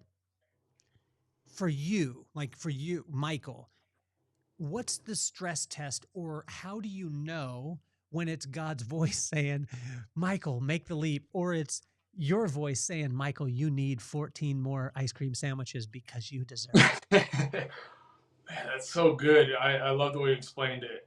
That's incredible. I'm gonna have to go back and read through Proverbs 24. Man, that's so good. It's so hard to put into words. It's like, honestly, I'm a kind of a blunt force trauma kind of dude. Like, I feel like I just like I'm gonna kick on the door, and then eventually, when God comes around with his timing, he'll open it, or I'll be kicking.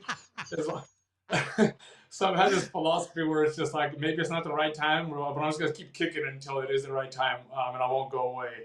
So that's so hard to put into, because, man, like, I wish I knew. I wish I knew, because I am frustrated. I do get frustrated with, I see people struggling with their careers, their purpose in life. They have a dream, they will not pursue it.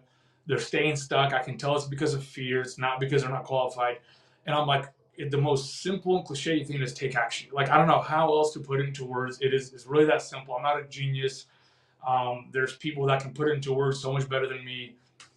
But I'm like, if you start to take action, you put energy out into the world, like, things change, things happen. You meet somebody, you get invited to Kelly Cardenas' podcast, but nothing happens until you put yourself out there, you move. To determine whether that's the right timing or whether that's in God's will is tough. Because, like I said, I've always been like, this is on my heart. This is what I want to do. And there has been opportunities, when I was just getting to the whole speaking thing, where I got an opportunity, and I got reached. Here's a perfect example. Somebody reached out from, it was a company in Canada, and they're like, hey, we saw, I think one of their people read one of my books, my first one, and they're like, what's your speaking fee? I hadn't done a paid speech yet at that moment, I believe, or I was just getting into it. I was doing my own events. So I quoted some random number. I didn't even have a full keynote put together yet. And it was kind of like back and forth, back and forth. It kind of dragged on, and it fell through. And I'm like, just recently I was thinking about that. I'm like, dude, if I would have went and done that speech, I would have made an absolute fool of myself. And I'm like, so was I wrong? I don't know, because I'm at the door kicking and I'm knocking. And I feel like without that attitude, if I wasn't trying to stick my head in there and trying to make this thing happen, then I wouldn't be where I'm at today. And at the same time, there was there was things that I was prevented from that I would have probably made a fool of myself if I stepped in. Mm-hmm. I don't know how I can explain that. My philosophy is, like, if you don't know, then start knocking, kicking, regardless, and you'll find out if it's the right time or you're heading in the right direction. I said it recently. I was having a conversation with a guy. It's better to start moving and then figure out you're going in the wrong direction than just to be sitting in the same place forever. Wow. And that's my philosophy as far as answering whether I know whether it's the right time or the right call or the right. I don't know if 100%. I don't know if I can answer that. Just being 100%. Well, I think it's tough, man. I mean, because say our men's group this last week. So on Tuesday, I woke up and I have a little morning routine, right? And went through the morning routine, and I heard God very clear, wait on me. Right? Mm-hmm. That was the message for the day. And I was like, cool. Wait on you. Cool. And in theory, wait on God is like the coolest thing. Like, wait on God. Okay, cool. I'm ready. You know what I mean? You get on your, I got this track. The reason why I got this, wore this track jacket today too, the Adidas, they're going to sponsor me, but I got this in Chicago, and I called my pops right before I bought it. And I said, Pops, I've always wanted a red and white Adidas sweatsuit, and I don't know if I should get it. And he's like, boy, you've wanted it for so long. Go ahead and do it. And I had that conversation with him. I bought this. That's why I wore this, because it made me feel my pop. But I think of putting on the red jacket, waiting on God, having the right cologne, just waiting at my door. And God said, wait on me. This sounds so romantic. And then I was thinking about it, and I was like, man, waiting on God a lot of times sucks, because you want to do this thing. You want to do this. And then he reframed it. He said, what if, son, you reframed that phrase and just said, wait until it's done. Now nobody has a challenge with wait until it's done. You call the car dealer, and they're working on your car, and they're supposed to put the new brakes on, and you call and say, hey, I need my car today. And they say, it's not done. You're like, cool. When is it done? You're not going down to the car dealer and taking your car out with no wheels on it, no brakes on it, and being like, no, I'm just taking my damn car because I want my damn car. Yeah. And so as God walked me through it, he said, what if you reframed it till wait until it's done? And then I was like, oh. And then he said, what if you reframe it till wait till it's good? That's a little easier. And then this is the way he talks to me is like, he was like, that's only one more O, son. Wait on God. Wait till it's good. It's only one more letter, one O. God, good. Like one letter. And so, but I go through this whole process, Michael, to say that I'm then questioning myself, is this me saying it? Or is this God giving me a message? Right? So then I take it to the word. The word corroborates it. I'm like, yes, I'm on fire. But then I'm still questioning, is this me in my head saying this, wait on God, and this message? Or did I make this up? Or is this God actually talking to me? Then I go to my men's group. And you know what everybody's prayer request was out of 5 dudes? It was something that they were struggling on, that they were having to wait on God because they couldn't make the thing happen. That's incredible. But the frustrating thing was, I was like, then after I was like, go, okay, God, let me just write down the formula. He was like, there's no formula, son. And it goes back to the Michael part with you, what you were talking about is how do we, because what he was saying is you can't systemize me. You got to stay present with me. Michael, how can a human being stay more present? Oh man. You gotta have to have some sort of a morning routine. Like you have to find your thing, morning routine, evening routine, whatever it is. I'm gonna throw some cliches at you, but the real, gratitude. Like I have a hard time understanding people who complain, and that's a real thing because if you just even take 2 seconds to stop and look around what's going on in the world, um, it's just like you get to wake up, you got your health. You see children, in hospitals with terminal illnesses. Like, and I said I'm throwing cliches at you, but it's a real thing. It's like now that I'm a father, I know how everything could be fantastic in my life. Business could be going great. I could be speaking on the most incredible stages, having tons of bestsellers. But if my daughter is not healthy, if she's in that hospital with those children, like I know that I wouldn't give her crap about any of these other things. And so it's like, so then to see someone who's perfectly healthy and they got beautiful, healthy children. Yeah, their finances are not well. Yeah, they're having a tough day. It's not like these aren't real things that are going on, but to utter a complaint, and it's like why do the Israelites not make it to the land to the promised land just because of complaining? Just because of complaining, that's the reason they didn't get into the promised land. That one thing. To stay present, it's just getting up and it's a simple, like I said, it's cliche, it's simple, but getting up and like, dude, I'm alive, I'm healthy. I got my family's alive and healthy and well. I got another opportunity to pursue what I want to pursue today, even if it hasn't happened yet, even if it's, hasn't happened for a while, I get another shot at it today. And you never know what kind of email I'll get today or what kind of phone call I'll get today or invitation I'll get today. That could change everything. And living on that hope, but staying present starts with gratitude for what you have, for what's been. That's the secret. I know, like I said, I know it sounds cliche, but I'm a simple-minded dude. Like, I feel like in the personal development and what you were talking about, the algorithm and motivational quotes and all these things, they were so flooded with content and motivational stuff. But the old principles are what are true. And everyone tries to take the old principles and spin them into new kind of creative ways, but it's the same old stuff, And so that's why I go with the simple. And I think that's the best way to go is just gratitude, man. Understanding what you have and where you're at.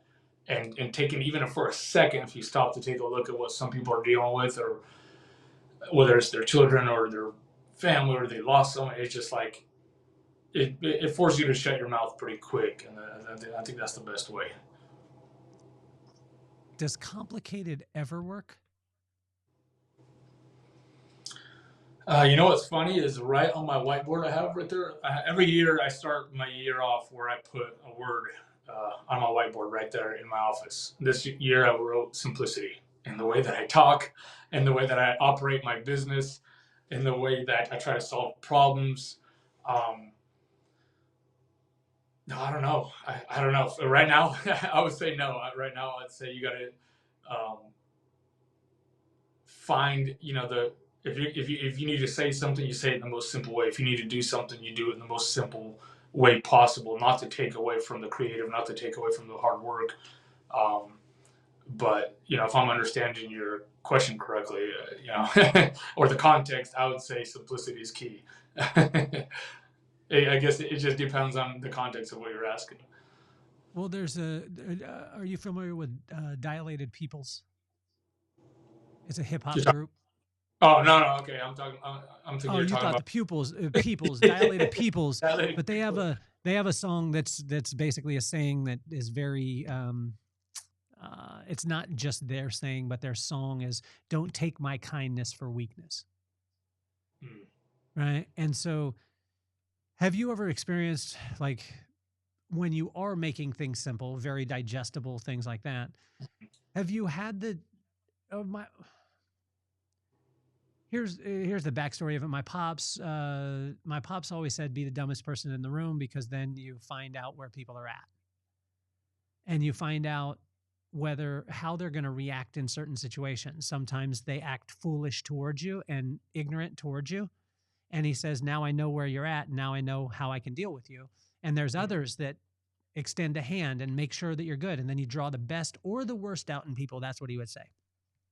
When you're dealing with this simplicity and kindness and things like that, have you, Michael, experienced times where people take that as a weakness, or take that as a non-intelligence, or they take that in that way? And how do you deal with it? Oh man, yeah. It's funny. It's a quick example. I forgot what this dude. I got a funny comment on a YouTube video that I posted recently. It was just a clip from a speech that I was doing, and I was talking about, that overcoming fear. In the context of what I was talking about is just stepping through it, because that's the only way to is through. And if you got something that's preventing you from stepping into your bigger, greater, more opportunities or your better self, you got to go through. And I had this guy write up this whole thing. Well, actually, in psychology, that's just that's the simplest form of fixing it, which is, I forgot what the word he used. I'm not gonna remember right now. But I'm like, but dude, you gotta, like, I didn't respond to him because I don't respond to snarky comments like that anymore. But it's like, you have to understand the concept. I'm talking to a room full of high performers. They're not dealing with afraid of walking out from under their bed because they're afraid of the sun. Like, yeah, if you're dealing with something like that, you should probably go to a therapist. I'm not a therapist. I'm talking to a room full of high performers who know this, and I'm just reminding them that they're capable, and that if they just even take a second to look at their past successes, they'll see the pattern of that they've had to do scary things. So that's the context that I'm talking in. And so, but I feel like a lot of times, I'll post little clips, reels, things like that out of context on Instagram, on YouTube, and so people see it and they're like, oh, this guy gets paid to go speak, or this guy is selling books. Like I could have said it in such a more creative way. I could have said it, and it's like, and that's why no one's listening to you. And no offense, God bless you, and I hope you succeed, but that's why you don't have the platform. And so I do feel like I've just seen comments, things like that over the years. But I'm like, I don't pay attention to it, because I'm here in the room. I belong here. I got this platform. God's given it to me, and I'm going to keep it in the same way that I've kept it. I feel like you can get, it's not to say that I don't go deep in my talks. It's not to say I don't go deep in my books. I just feel like if there's a simpler way to say it, that everyone in the room can resonate with it and grasp it and take it into their own, circling back to the very beginning of our conversation and finding themselves in it. If I start, going into the weeds of something, I can connect with one person or a couple, but I might miss, everyone else. And so that's the way to go. Michael, are there times where you wish you had a burner account on YouTube so you could comment back to these? Oh yeah, these people. Well, I used to do it just straight from my regular account. I posted it. What's the worst, Michael? What's the worst one? Like when you just kill shot at somebody. What was it? Oh man, I don't know. I'm not that clever, but I I posted. It's still probably up there. Don't follow up. But on my Instagram I posted a video that went pretty viral, and it went viral because like the first 3 seconds of the video, I'm like when I was when I was 11 years old, I got punched in the face by a kid at school because I was Russian, and I kind of go on through this little thing, and it went viral probably because of, and it was right at the time when the Russia-Ukraine war started, and I got this like, I got, it's overwhelmingly good comments, but a flood of haters. Like, yeah, you deserved it. Something Russians, this kind of thing. And I'm like, at first I wanted to start explaining myself. I was like, dude, I was born in Kiev, Ukraine. Like, these are all the same people. Like, they're family. Like, I have families that live in Russia. I have families that live in Ukraine. Like, and so I actually spent the time and started going down. I would just respond with a clown emoji to people's negative comments. So that's the, but I mean, that's the best I could come up with. I don't spend too much time on it. But it's, and then later I thought about it and I'm like, crap, there's people who are probably trying to hire me who might see these comments, but it's hard not to. It's hard not to. It is. It's tough. I remember getting one. I get the worst ones. YouTube is the place that I get the worst ones. Do you get them the worst ones on YouTube, or you get the Instagram is pretty bad for you too? No, Instagram's worse because I spend more time on it. I don't get a lot of engagement on YouTube. I literally use YouTube as just like to save all my content, and so it's on there. I'll post things like that. So I got one. The person was like, "You look like a broke David Spade." Why do you? I got one that said, "Why do you look like that?" Like, that's not something that I can change. You know what I'm saying? I can understand you bag on the way I'm dressed or whatever it is, but they were like, "Why do you look that way?" That's like talking about my face. You know what I'm saying? Remind them they're not ugly; they're just poor. Yeah. So, are you a Chappelle fan, Dave Chappelle? Yeah. Okay. I would say, I don't watch all of the stuff, but yeah, I have over the years. So a thing that I noticed this last time, right? So it was the Unstoppable. I'm not saying the rest of the word, but it was the Netflix special that came out right after Jake Paul. Paul debacle. Haven't seen that one yet. That's why you're successful. It's because you don't watch these shows. That's the reason why, Michael. That's the real secret. Don't go after your dreams. Just don't watch TV. Like, you know what I mean? Only watch the Seahawks and get mad and fire people before they get to the locker room. That's Michael's advice to everyone out there. But after this Jake Paul debacle, there was a secret Dave Chappelle special. And at first I was kind of taken back because I think that Dave Chappelle is one of the funniest comedians of all time. And I mean, if not he's the GOAT. And as I was watching it, if you go back and watch it, you see a metamorphosis before your eyes. And it's been happening over time, but he recently got the Mark Twain Award, Mark Twain Comedy Award, which when I first heard that, I was like, Mark Twain, I don't think comedian right off the bat. Yeah. I think right now. Historian, storyteller, all the stuff. But it was wild because I think that we saw the metamorphosis of Dave Chappelle become a social commentator historian that happened to be funny in that special. It was because there were some people that complained that were like, oh, it wasn't as funny as the other ones. And I was like, but you don't get it. Like, he's going to another place. When you go to another place, say with your books, we talked about it earlier. Do you realize that Michael's going to that new place? And is that intentional, or is it that you're doing what you feel and then you turn around and you're like, oh, wow. Because I remember with it was your last book, which was The Ones We Wait For, right? And I remember talking to you, I think it was right before, or maybe right afterwards, but you were like, it was almost kind of like double Dutch, Yeah. I'm conscious of this because I'm about to go into the spiritual realm. And when you say something like that, it's not like you can, jump back out the pool onto the diving board. Yeah. Do you see yourself going through, do you see that metamorphosis happening and then you're already good with it? Or do you do it and then you look back and you're like, oh, wow, that's when the change was?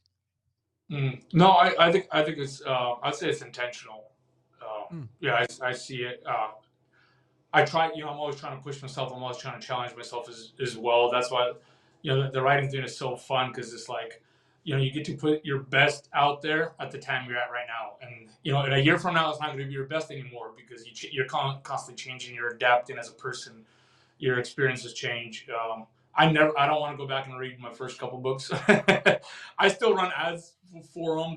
They're selling, everything's great, but I'm like, just because I feel like I would find so much. I hope I wouldn't, but I feel like I would, where I would say things differently or put them differently, have different perspectives. But yeah, I try to intentionally push myself, and I'm always, one of the tough things in writing is like, or at least what I challenge myself is I always ask myself, is this true? First of all, is it true to me? And is it true in all situations for all people? Which is so hard to do because it's rarely ever going to be the case. But I start with, is this true? Like, is what I'm saying, is this a real principle? As far as like, have I experienced this? Is it true? Like, if I'm the only one that's experienced this, it's still true because I've lived that experience. Then I try to expand and to go, is this true in all situations? Because you also want to see it from other perspectives, and you kind of stress test your ideas against that. But that changes because you grow, as year to year, you grow as a person. And so, what was true for me back then, I see it much differently now, or I could see it much differently now. But yeah, I mean, that for me, that growth is intentional. For me, I do try to go into something, because once I'm done with the project, I'm kind of like, it's almost like I close that chapter literally and and emotionally in my life. And now it's like, I've poured out my heart into this, I've poured out my frustrations, my insecurities into this, but now, like, I've, with the closing of the book, I've closed that chapter of my life too. And now it's like, how do I challenge myself more? I don't know, I can't compare myself to the Dave Chappelle in that aspect, or I haven't seen the special and don't know fully the context of where you're talking about, where his thing went, but I can see, because I'm sure him as a creative as well, he doesn't want to just stick to the one thing. I'm sure him as a creative, Avicii talked about this if you watch his documentary. So I do watch documentary, and I do watch that on Netflix. I know I'm bouncing around here, but I watched an Avicii documentary, and he struggled with, people knew his music as one type, and now he's venturing into something completely different, and it was more emotional, and it was less party, and he struggled with that, and even the audience struggled with it in some cases, until it kind of blew up, and then it got big. And now some of those songs that he said were, not popular, really didn't resonate at those initial live conferences concerts that he did, are now some of his best stuff. Obviously he's gone now, but I think as creatives, you kind of want to, like, once you've poured yourself into something, you kind of want to, like, close that chapter now. Like, hey, I've dealt with it, I've processed that pain, or I've processed that frustration, and now I want to see what the next challenge is. So I was recently talking to Charles McBee. If you haven't got a chance to be able to watch him on Instagram, or he's a stand-up comedian, and he deals with, basically, he lived life without Wi-Fi, and now he kind of makes jest of that, which is, he's hilarious. But I had him on, and it was interesting because I was talking about the set. Like, he gets together like a 30-minute set or an hour set, and it generally takes 6 months to a year to be able to create an hour of content. And he does this, and I was like, oh man, that's so cool. And he's like, yeah. And when I perform it, it's actually the retirement of that material. And I was like, I never thought about it that. I said, that's the way that comedians work. He said, yeah, that's the way that we work. Once we film the special or do it, it's actually not a celebration tour of that content. It's a retirement tour. Wow. And I was like, framing it like that, I was like, wow, is this the way that you see when you write a book? Yeah, I would say it's a pretty good comparison, which makes it hard to market because my mind's already on something else, but now I gotta market this book that I just wrote, because my journey, I've gone through it for months, before the books even come out. I've poured into, I've chewed on it, and so it's like, yeah, I'm ready to close a chapter on that, and I'm ready for what's next. But really, it's like, especially with books, it's like that's when the marketing only begins. So that is tough because you're ready to move on, but you gotta push the book and get it out there and get it out to the readers. So that's a great way. I didn't know. I've never heard it put like that. It's great. Well, Charles really hit me with that. I'm fascinated with, I mean, especially in our profession, I'm fascinated with stand-up comedians. Like I watch you. I think you're honestly one of my favorite public speakers. Um, I love the connection point that you have. Man, I always feel underdressed whenever I see you. Um, you know, you're the smoothest man on the planet. And do you have a suit sponsor, by the way? No. But Okay. I So should see my wife on that. you need to, and they're called a haberdasher. You know that, right? Do you know that word? I didn't know that word. No, I don't think I've ever heard that. Haberdasher is like a I don't know what Style? they make clothes. This is we're talking simplicity, right? Okay, But one of my brand. buddies is a haberdasher. He's in Salt Lake City. His name is Kirk. And Kirk, if you're listening, which you should be, you should reach out to Michael and you should provide every one of his suits because he is seen on some of the greatest stages by some of the greatest people. And Michael should have a suit like that's made for Michael. Because if you look at your scenario, like it's unbelievable. I know that Michael, that's a sidebar. So that's the pitch for Michael, though. If you have a suit company, an apparel company, whatever it is, you need to sponsor Michael Ivanov. He does good Facebook ads that last the test of time, and he never has to change them because they always work too. So just want to let you know on that.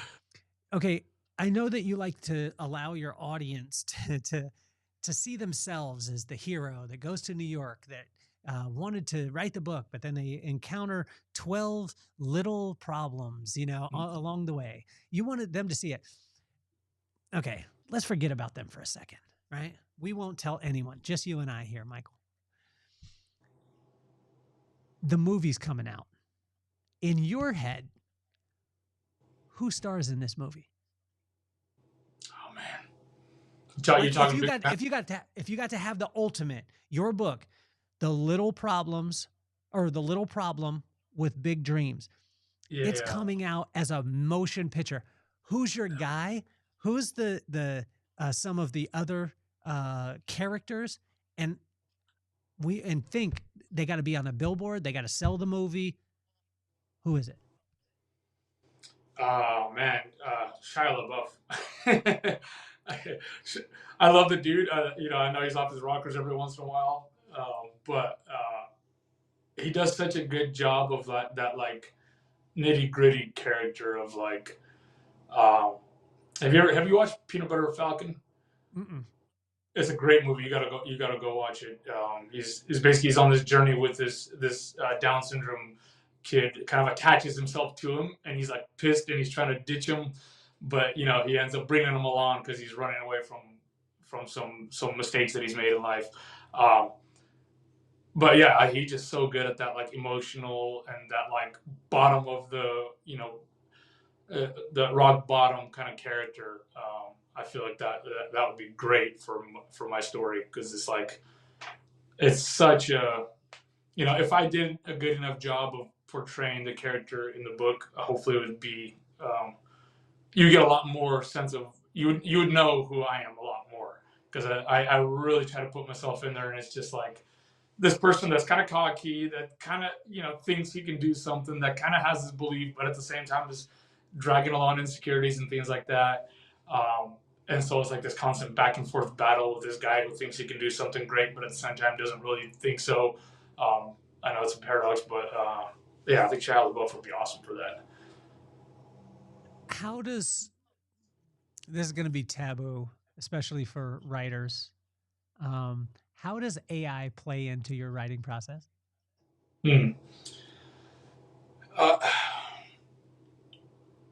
A lot for research. It helps me a lot for research. I never use it for writing because it could easily become a crutch. It could easily become. It's like the whole thing when you find something an easier way to do something, and it takes less brain process. You're never gonna go do the, you're never gonna do it the hard way again.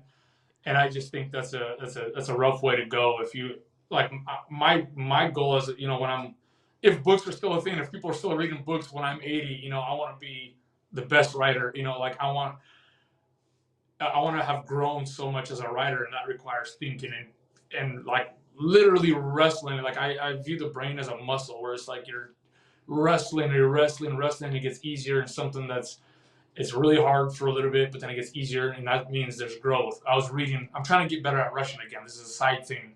So I was reading to my daughter yesterday, and it's so bad. I'm like, oh, I just want to, because it's my wife bought these little children's books where they have Russian and English, and so I want to switch, immediately and just switch back to the English. But I'm like, that pain right there, that's hurting my brain trying to wrestle with these words, because I can read, I'm really slow in Russian. And so I'm reading it and it's hurting, but I'm like, man, this is gonna pay off though. Like it's just for a little bit, and it's gonna get better and better, better. I'm strengthening that muscle. I look at writing the same way, where it's like if I quickly find a quick outlet, or I have something, paraphrase something, or I have something give me too many ideas, I'm not using my muscle to picture New York. I'm not using my muscle to picture what that would feel like. And the more you rely on a tool like that's a great tool. It's a great tool for research. It's a great tool for marketing. I use it a lot for marketing for sure. Creating copy, that kind of thing. For writing, I'm very careful with it. And like I said, I'll use it for research, things like that. But I try to be very careful with it, because I know it's a slippery slope. I know once I use it and it gets easier and easier and easier. I know my brain. I know the human brain. We're all like that, where it's gonna take the easy path every single time. I mean, I don't want that. It's like I'm doing this in a big part for myself as well, Yeah. for my own expression of my own experience of the world. And in order to put that into words, you gotta live it. Like, why do I believe what I believe? Why do I think this way? Why does that memory stick in my mind? Why did that affect me as a child? Why? And that constant wrestling and going and just working through it, I think it just enriches your life experience. So it's not even just for the reader. You get to relive a story. You get to live another story. You get to put I've never taken a bet on myself and, ditched everything and went to New York, but I've lived, it's like I get to live that through my character, and I get to imagine what it is. And yeah, you can't beat that. So it's, yeah, going back.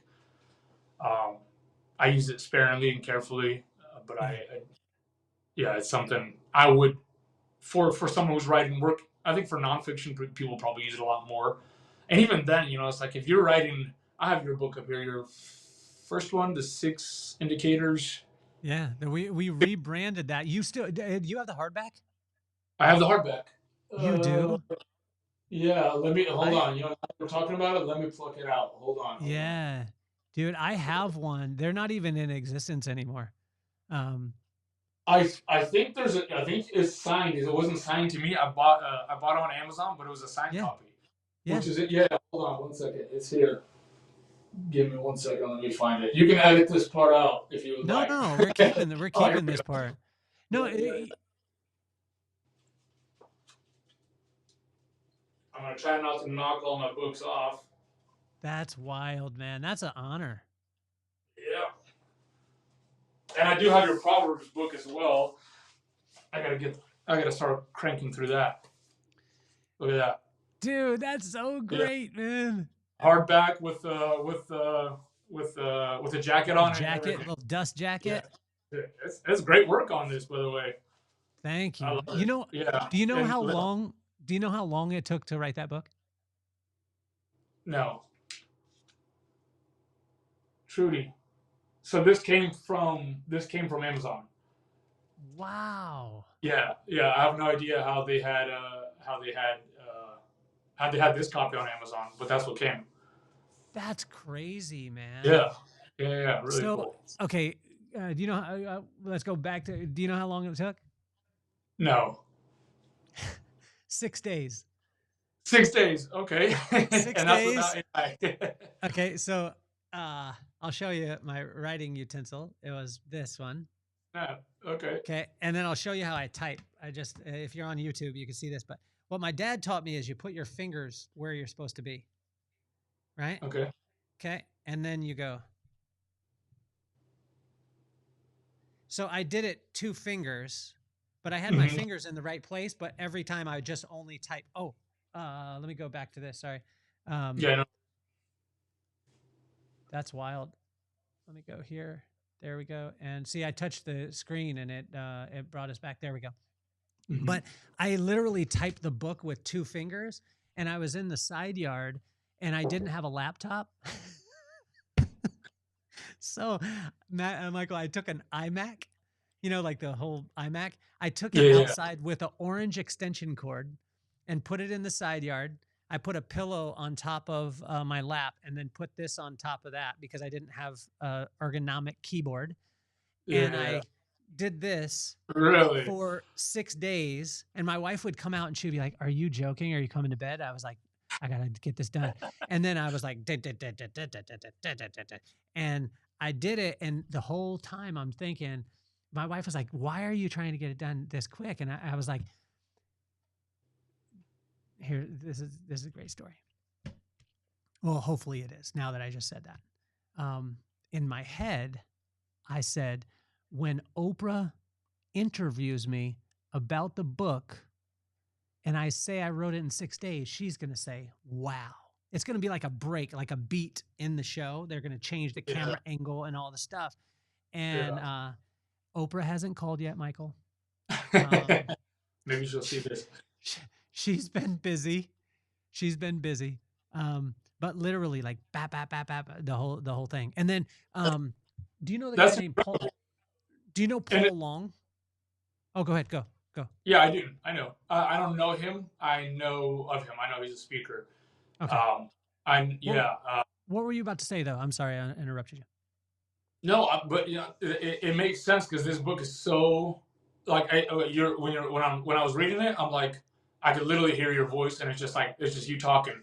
That's the kind of stuff I think is the best. Going back to our AI talk, it's like if you use AI, it's like even if it's a nonfiction book, I still wouldn't use AI to write it for me. I'm not saying that somebody shouldn't. Somebody could do it. I just think I appreciate so much of like, I want to hear how the author said it in his words. Going back to the whole circling this all around, going back to simplicity. Yeah. And I can 100% hear your voice and see it in there. With AI, it wouldn't be like that. It would be, it could come off as another business book because it would be harder for me to buy into.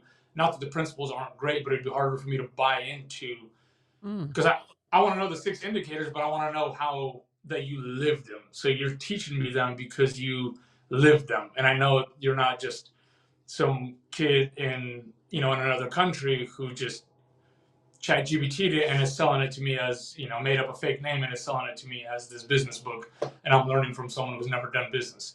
Wow. And that's what's good. But again, not at all to say that you shouldn't use AI. I'm just saying I personally appreciate that, that simple language that you used in there. I can tell it's you, and therefore it just makes it that much more real. Well, I appreciate it. Well, Paul Long, him and I had a conversation. You guys need to meet too. I'm going to introduce you right after this. But we had a conversation, and he just said a comment to me. He said, "You're a vibe." And I said to him, I was like, "Have you read my book?" And he was like, "No." And I said, "Dude, chapter 2, as you know, second indicator is vibe." And he said it, and he was like, "Well, he's like, it's not about a vibe." He's like, "You're a vibe." And I was like, "Oh, cool." And then that's why we took and we actually not rewrote because the 6 indicators are still inside this book.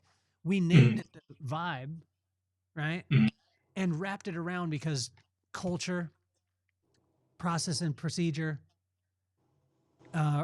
culture, process and procedure, which was systems, productivity, innovation, and the ability to adapt immediately. Those 5 were powered by the vibe. And when you read the first book, the vibe part was so important. And Paul, in a quick conversation. It was wild. Just in a quick conversation said that. And then we found that this book moved. I don't know if you've experienced this before, but this one, like when you're doing your Facebook ads or whatever, this one moved so much quicker than the first. It's the same thing. It's the same book, just had a different cover. Yeah. You know, had a little bit different of a forward, you know? Yeah. You know what's wild? Do you have your computer near you? I do. Yeah. Right Can here. you access your computer? Yep. Let me just pull it in. Okay. So I want you to do something because this is interesting when we're talking about this AI and writing and stuff like that. Because there's a dilemma, right? There's the dilemma of at what point am I the get off my lawn guy resisting it in certain areas, like the AI or technology or whatever it is. But you make such a great point because you know that what you explained about that book when you said I could hear your voice, the editor and publisher told me I need to switch it because that's not how writers write. Yeah, I don't know if I can jump on that. Right. So that's what they said, and they almost stopped me. And I was like, I'm just bullheaded. And I was like, nah, that's how I want it to come out. You know? And he was like, no, it'll never work. And so if you go on your computer, go on Substack. Are you on Substack? I'm not. So okay. So just type in substack.com or whatever it is. Yeah.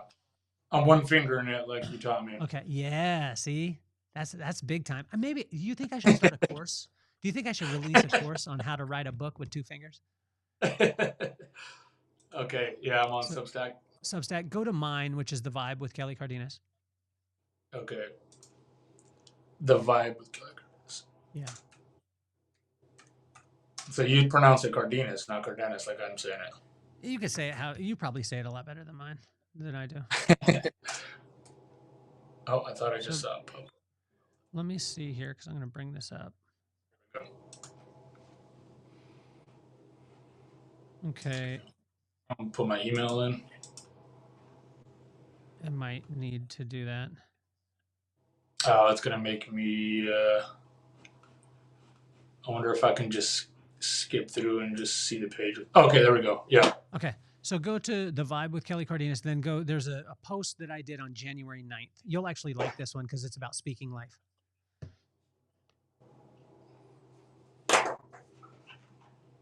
January 9th. Let me see. Okay. You read pretty fast. Did I add that? Yeah. You're not burned out. You're under encouraged. Yes. Yeah. Why speaking life? Okay. So speaking life, is a cheat code, whatever it is. So you can read this later, but if you scroll down, like this whole thing, I used AI specifically, really, really prompted. But at the end, if you scroll all the way down, it's actually my handwritten notes on how I constructed the newsletter. So you're saying go scroll down through all the podcasts. So go through all the podcasts, get to the end, and it says like handwritten chicken scratch notes. Oh, okay. Yep. I see that. Yeah. And this is just a picture to humble me because my handwriting's not very good. Mm-hmm. And so I just want to get your take on it. This was my way of bridging AI in my writing. So obviously, the first thought was that I was just going to release my newsletter in my own handwritten stuff, but my handwriting is not. I should be a doctor. This is what I found out. And so my handwriting, as I did it, I was like, oh well, could I package it? Like, could I prompt it very specifically and use AI to write this and put the points in, whatever it is, but then show the reader at the end, this is not me just generating stuff. This is where it comes from. Yeah. From your side, do you see value with that? I do. Especially because then you can let AI expand on it, as well. Sometimes we don't express ourselves in the same way or in the way that we even want to. Like we know, like I don't know if you experienced this, but for me, it's like I know what I'm trying to say, and I don't know the right words for it, and that can be a huge thing. So Yeah, I I would think that's invite, like, and you don't have to read the whole thing right now, but what I'd love to sure. know is, because this is the age old thing. How old are you, Michael? 37. Okay, so you're a young guy, but also too, you lived a portion of your life without as much information and, access to stuff and things like that. At what point for Michael do you become the get off my lawn dude who's Yeah. saying, you know, oh, you young whippersnappers using those computers are using those Yeah. computers for everything. And Yeah. meanwhile, you're chiseling a Yeah. Sanskrit into stone tablets to then Yeah. deliver in a cart and buggy to someone's house, and they're like, "Why didn't you just email it to me, bro?" Yeah. Yeah. Yeah. No. Yeah, I have no idea where everything's gonna go as far as like writing, as far as I like I said, I use it all the time. Like I use it for ad copy. I use it for image creation, video creation, to Yeah, run ads. I use it for newsletter. Helps me a lot because I'll do a similar concept where it's like I'll write out what I want and then I have have ChatGPT or whatever help me expand on it and extend it. So I use it. I'm definitely not against. Oh, AI is going to take over, so I'm going to try to fight it as long as I can. Um, I think it's an amazing tool. I don't think there's gonna be a way around it. I yeah, think we got to learn it. We got to use it for business. You know, there's just a lot of stuff that gets flooded with crap now because of AI. Like when I see an AI video, like if it's like something that's humor or something like that, it's the people have created some funny stuff. Um, but when people start pawning it off as real, that's what kind of ticks me off. But I don't know, if you're ever gonna stop it or how you're gonna stop that. Um, with writing like a novel, like I could see it getting good enough to where it's like it's gonna be better than me, and that sucks, but it's also, I'm not gonna fight it, and so we'll just see how it goes, you know. Like I said, whether I eventually start using it, like full on to help me put together the story and write it out. I don't know. We'll see. I would like to say no because, like I said, for me, writing is more than just to put to finish a product. For me, it's a journey in and of itself, and I think as we're going along this whole AI journey, I think it's going to be so hard for people to even be able to sit down and have a younger generation to sit down and have a conversation like this and express their thoughts. yeah. Because if you don't have to sit down and chew on something, on an idea for a while, how do you even express it? Just, it's going to come out. It's going to come down. It's kind of like our language or the way we speak English is already so dumbed down from what you see like old English, right? And it's like whether it's dumbed down or simple, I don't know how to explain it. It's like I'm like, how much more is that going to be like that? Um, yeah, I don't know the solution. I don't know. I don't know an answer. I'm definitely not against using it. I'm currently I'm against using it for my books because Yeah. I want it to be me. I want it to be my story. I want to rack my brain around a certain thought and squeeze it out as opposed to. Um, but yeah, it's tough. That's tough.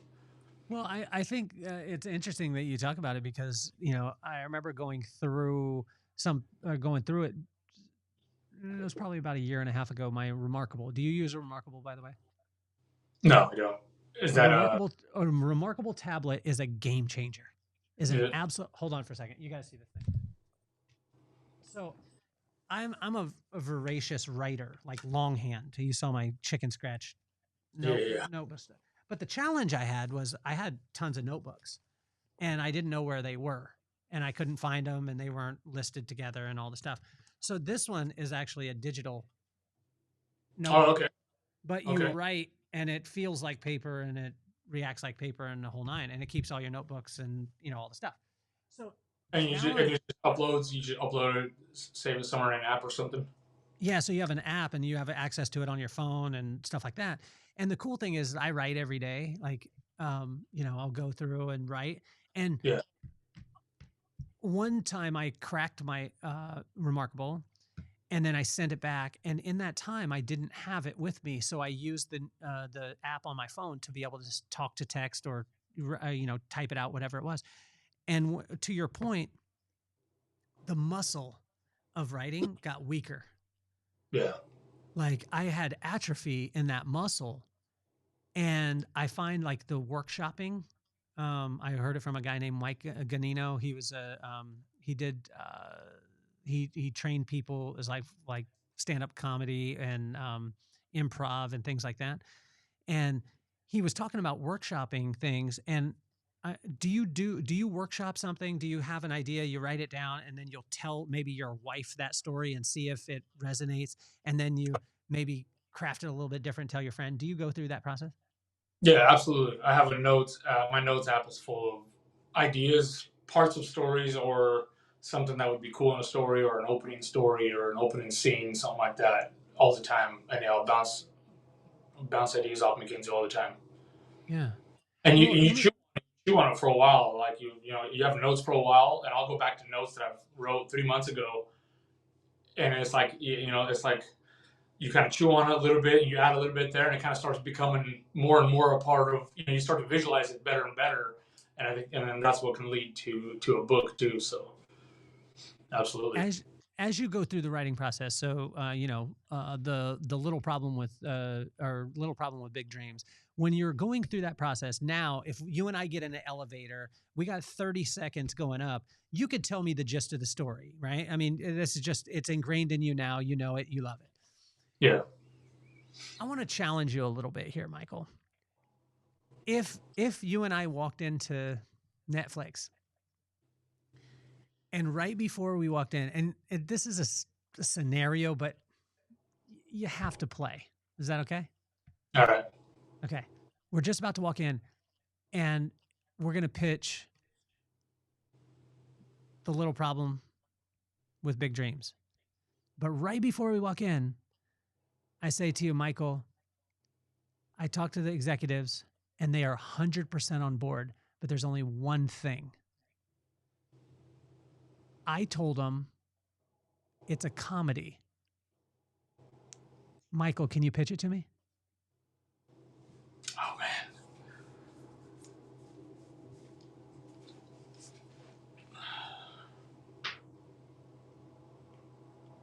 I could see it. I could see it. You know, I try to incorporate a lot of my own humor in there. Uh, it's a writer who's not as good of a writer as he thinks he is, and he meets up with a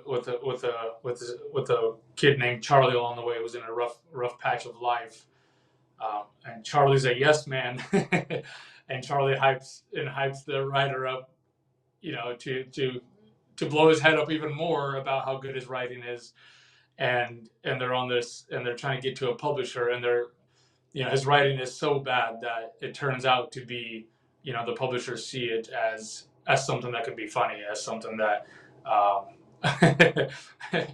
as a yeah, I'm trying to piece it together, but I could see it. I could see it. I could see including a lot of my own humor in it. Oh, that's tough because there's a lot of the whole dream pursuing thing, and that's tough. Wow. So you know what I saw instantly when you started talking about it is Shia LaBeouf is the lead guy. Charlie is Jonah Hill, and Jonah Hill is like, "You're my boy. You can do anything." And it's like the emperor with no clothes, and he's telling him constantly. But he's going ahead of the Shia LaBeouf. He's going ahead to the editors and paying them off before they ever read his stuff, because his dad, Jonah Hill's dad, is very wealthy, and he pays him off. But then halfway through, Jonah Hill's dad catches on and cuts him off because he's being an idiot. And he's in New York, and they're just about to go into the New York Times. And this guy, Shia LaBeouf, has all the confidence in the world because he's nailed all the rest of these interviews. But this one is going to be on his own merit. And that, I mean, it's almost the trailer of the movie, and then it just stops. And it's like, now you got to come see the movie. You know what I'm saying? I love that. You put it together much better than I could have. That reminds me of the episode in Seinfeld where they're with the execs in New York with NBC, and then George pitches him his random idea, and they're like, "Wait, you guys were the ones that put this together?" Dude, it would. I see those things. I mean, the movie aspect of it would be cool. So here's the thing: is I want to own a bowling alley. I already know the bowling alley that I want to own. I'm not going to say it on air because then someone's going to go and try and buy the bowling alley and then sell it to me for more. I know the exact one. Now, bowling alley, I'm not doing it from profit margin. I'm not doing it from it's the right business. I'm not doing it from any of those things. I just love bowling. And I want to walk down the lanes in the middle. You know that dude that's kind of got the mullet with like one tooth and like a lot of keys Yeah, on his belt, yeah, and they yeah. jangle a lot. And your family, you know, the pins get stuck, and then the guy you call him, and he's all bravado. He's probably driving like a Z28 with T tops, and he rolls in and he walks down the lane with supreme confidence. I've always admired that dude. And so I want to own a bowling alley, right? But again, it doesn't have anything to do with, you know, what would be your bowling alley book? Oh man, that's good. It would be honestly. I've always wanted to go just off the wall completely and just something like it'd be fun to test my creativity and really put it out there with like something like a Harry Potter style, where it's like it's another world almost, and just so not personal, not personal development, not life principles, not inspirational. I mean, it could be inspirational in nature, just because that's the story arc is always going to be inspirational. That's where we find ourselves, but yeah, just something just off the wall like that, just fantasy. I always swear to myself that I'll do it one of these days, right? After I get some of these other ideas out of my head, to where I just sit down and I just have something that I work on, not in a year, but something that I work on over a 2 or 3 year period, and I can just really just go out there and just like test the limits of my imagination, because that's what books like Harry Potter or Lord of the Rings do. They're the characters of the story. It's all human experiences, so that's where we find ourselves. But the story is so off the wall and so out there. I just think it'd be so much fun to do, and it'd just be an awesome way to test your own creativity and bend it and push it. Push the limits of it. Would you always like when you're writing, and it goes back to where we started, when you're writing, if we were to peel back all the layers, right? Do we find aspects of Michael that we don't even know? In my current or my existing In your current writing, like when we were talking about Mona Lisa, and both of us got an education, although I was right, you know that, right? Yeah. Which one? Who did you say? Who did you say? I said Artist, Picasso. you said Picasso. I said Leonardo, but I mean, the picture was literally of him. You know what I mean? Yeah. And when I look in reading this book and this new one, I mean, I was like, it's shockingly similar to a guy that I know that went after his dreams, that he has learned a lot of lessons. And it's kind of cool because if people go back and listen to, because you've been on the podcast twice before now. Twice before, yeah. If you go back and listen to them, it's so cool because you get the preface that like now it makes sense that this book happened. If you go back and watch the other episodes, you see this stuff, transpiring. So is there always layers of you inside of it, or are there times where you're just inspired by a story? I think it'd be hard to write if there wasn't me in there. Even the books that I talked about, based in ancient Babylon, which is the Traveler's Secret, or the Servant with One Talent. I think it's every one of them. No, I know every one of them's got a huge piece of me. Obviously, like the cabin at the end of the train, that one straight up, I even wrote it as myself. It's a fiction story. So, there's aspects of it that didn't happen, but there's a lot of it which actually happened. But even the book, The Ones We Wait For, which is about heaven, the first days in heaven, um, struggles with my faith, struggles with why certain things are the way that they are. Everything's in there in the character conversation and the character experience. Um, yeah, I would say every single one of them is, it's got a huge part of it. This one, the Little Problem Big Dreams is, a lot like it because it's about literally, pursuing a dream of writing. But I think, yeah, every single one from the Man of All was a really fun one. That was the first one, so that one's, always going to be special. Um, but it's about a kid in ancient Rome, and he kind of jumps on a ship and escapes. And that was a big part of where I was in my life at that time, where it's like, man, like, what if I did just like leave everything that I know and just go and see what I could do, or what would happen in my life if I just took myself out of my environment and I went into another world where I didn't know anybody and I didn't have any money to start with and I didn't have anything. Like, what would I make? What could I make of myself?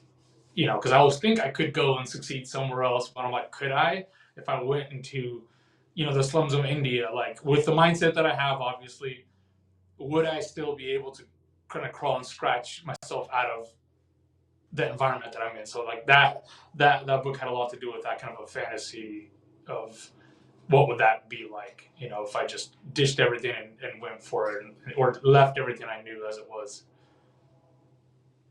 So Michael, your story is literally it's amazing because it's the American dream, right? It's like, you know, again, your soul is leaking out through the cubicle. I think of this as a comedy too, right? This movie of like every day he goes in, it's almost Office Space ish.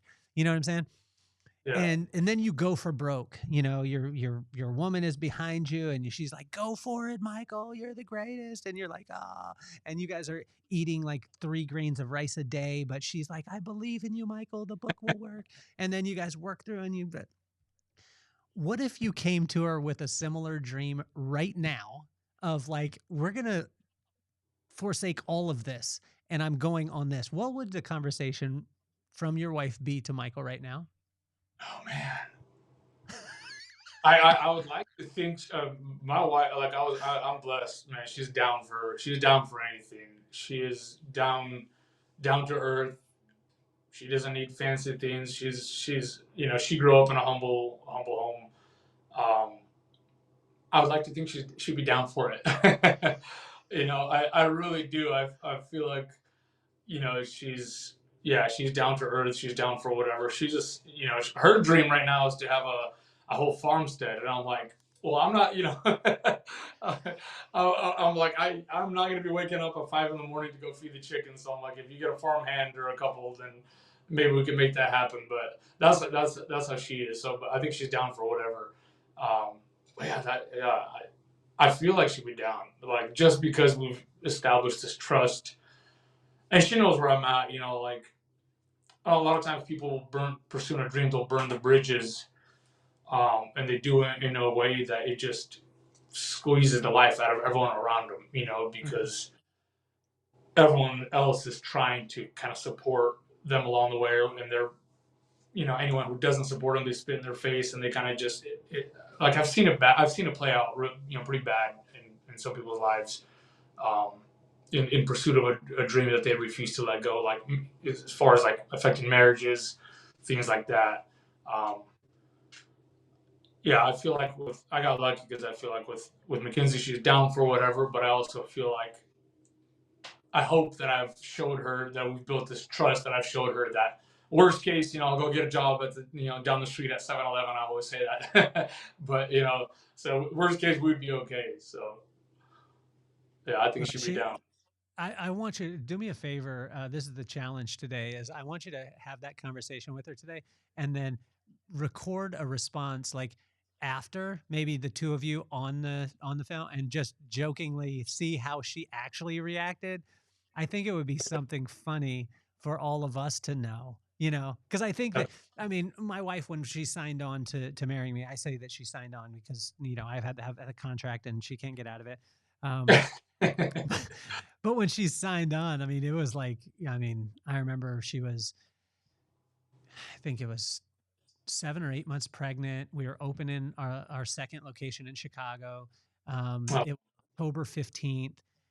We were sleeping on a air mattress in my buddy's basement in Chicago, and the air mattress was losing air all night, so you would end up like a taco at the end of the. And she's 7.5 months pregnant. We're riding the bus because we don't have a car. We're riding the bus to put the place together. She's painting, putting the place together till midnight the night before, doing all these things. And I just think, I mean, she's absolute gangster.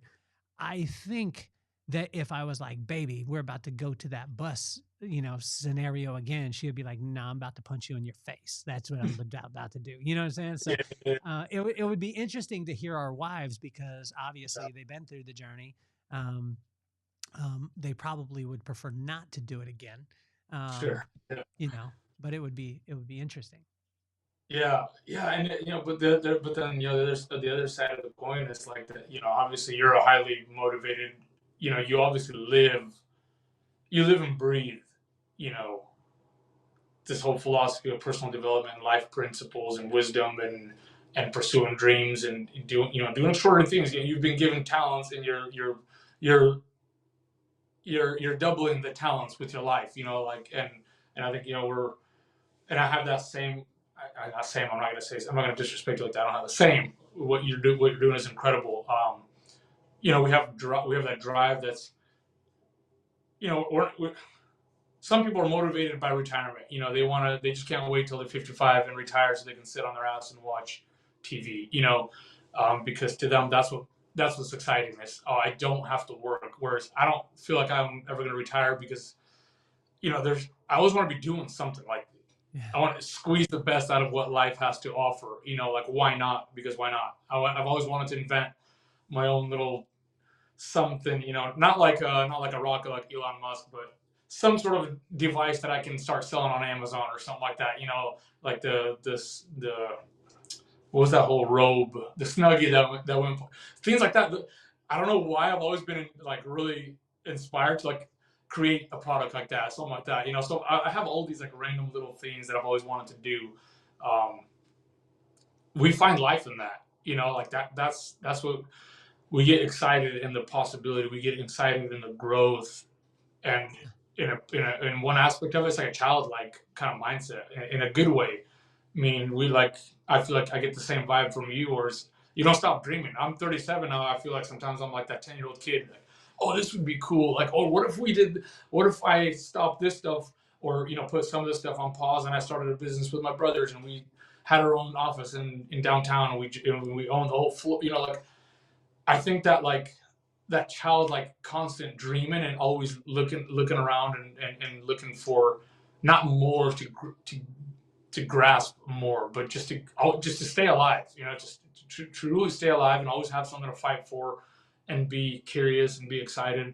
I know you have that, and I think our ladies probably know that we're wired that way, so I think they'd probably, I mean, speaking for Mackenzie, I'd say she'd probably be down for it just because she knows it would be the death of me if it if it was any other way. Well, Michael, I started the podcast because my kids, that, Maddox and McKenna, now 17 and 14. They weren't those ages when we first came on. I think the first episode that you came on was, I believe it was 3 years ago. Yeah, that sounds about right. That sounds about right. Yeah, a while back. Yeah. Somewhere around there. Do you, what's wild is we're actually having the 10th Vibe Room.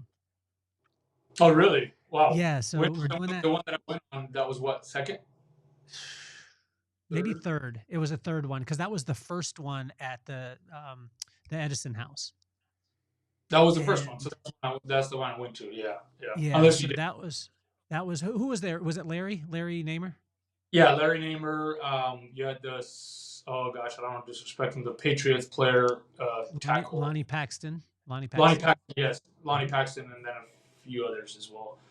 You had and I know some of them, which I see Amia is getting ready for her Olympic thing, so that's really cool. Really cool. Yeah, and Emery was in the room. Yes. Both of those guys are going too. It's wild because it just goes by so fast, is what I mean. And but now my daughter is 17, McKenna, and my son is 14. What advice do you have from Uncle Michael? And if you could use both their names, that would be awesome.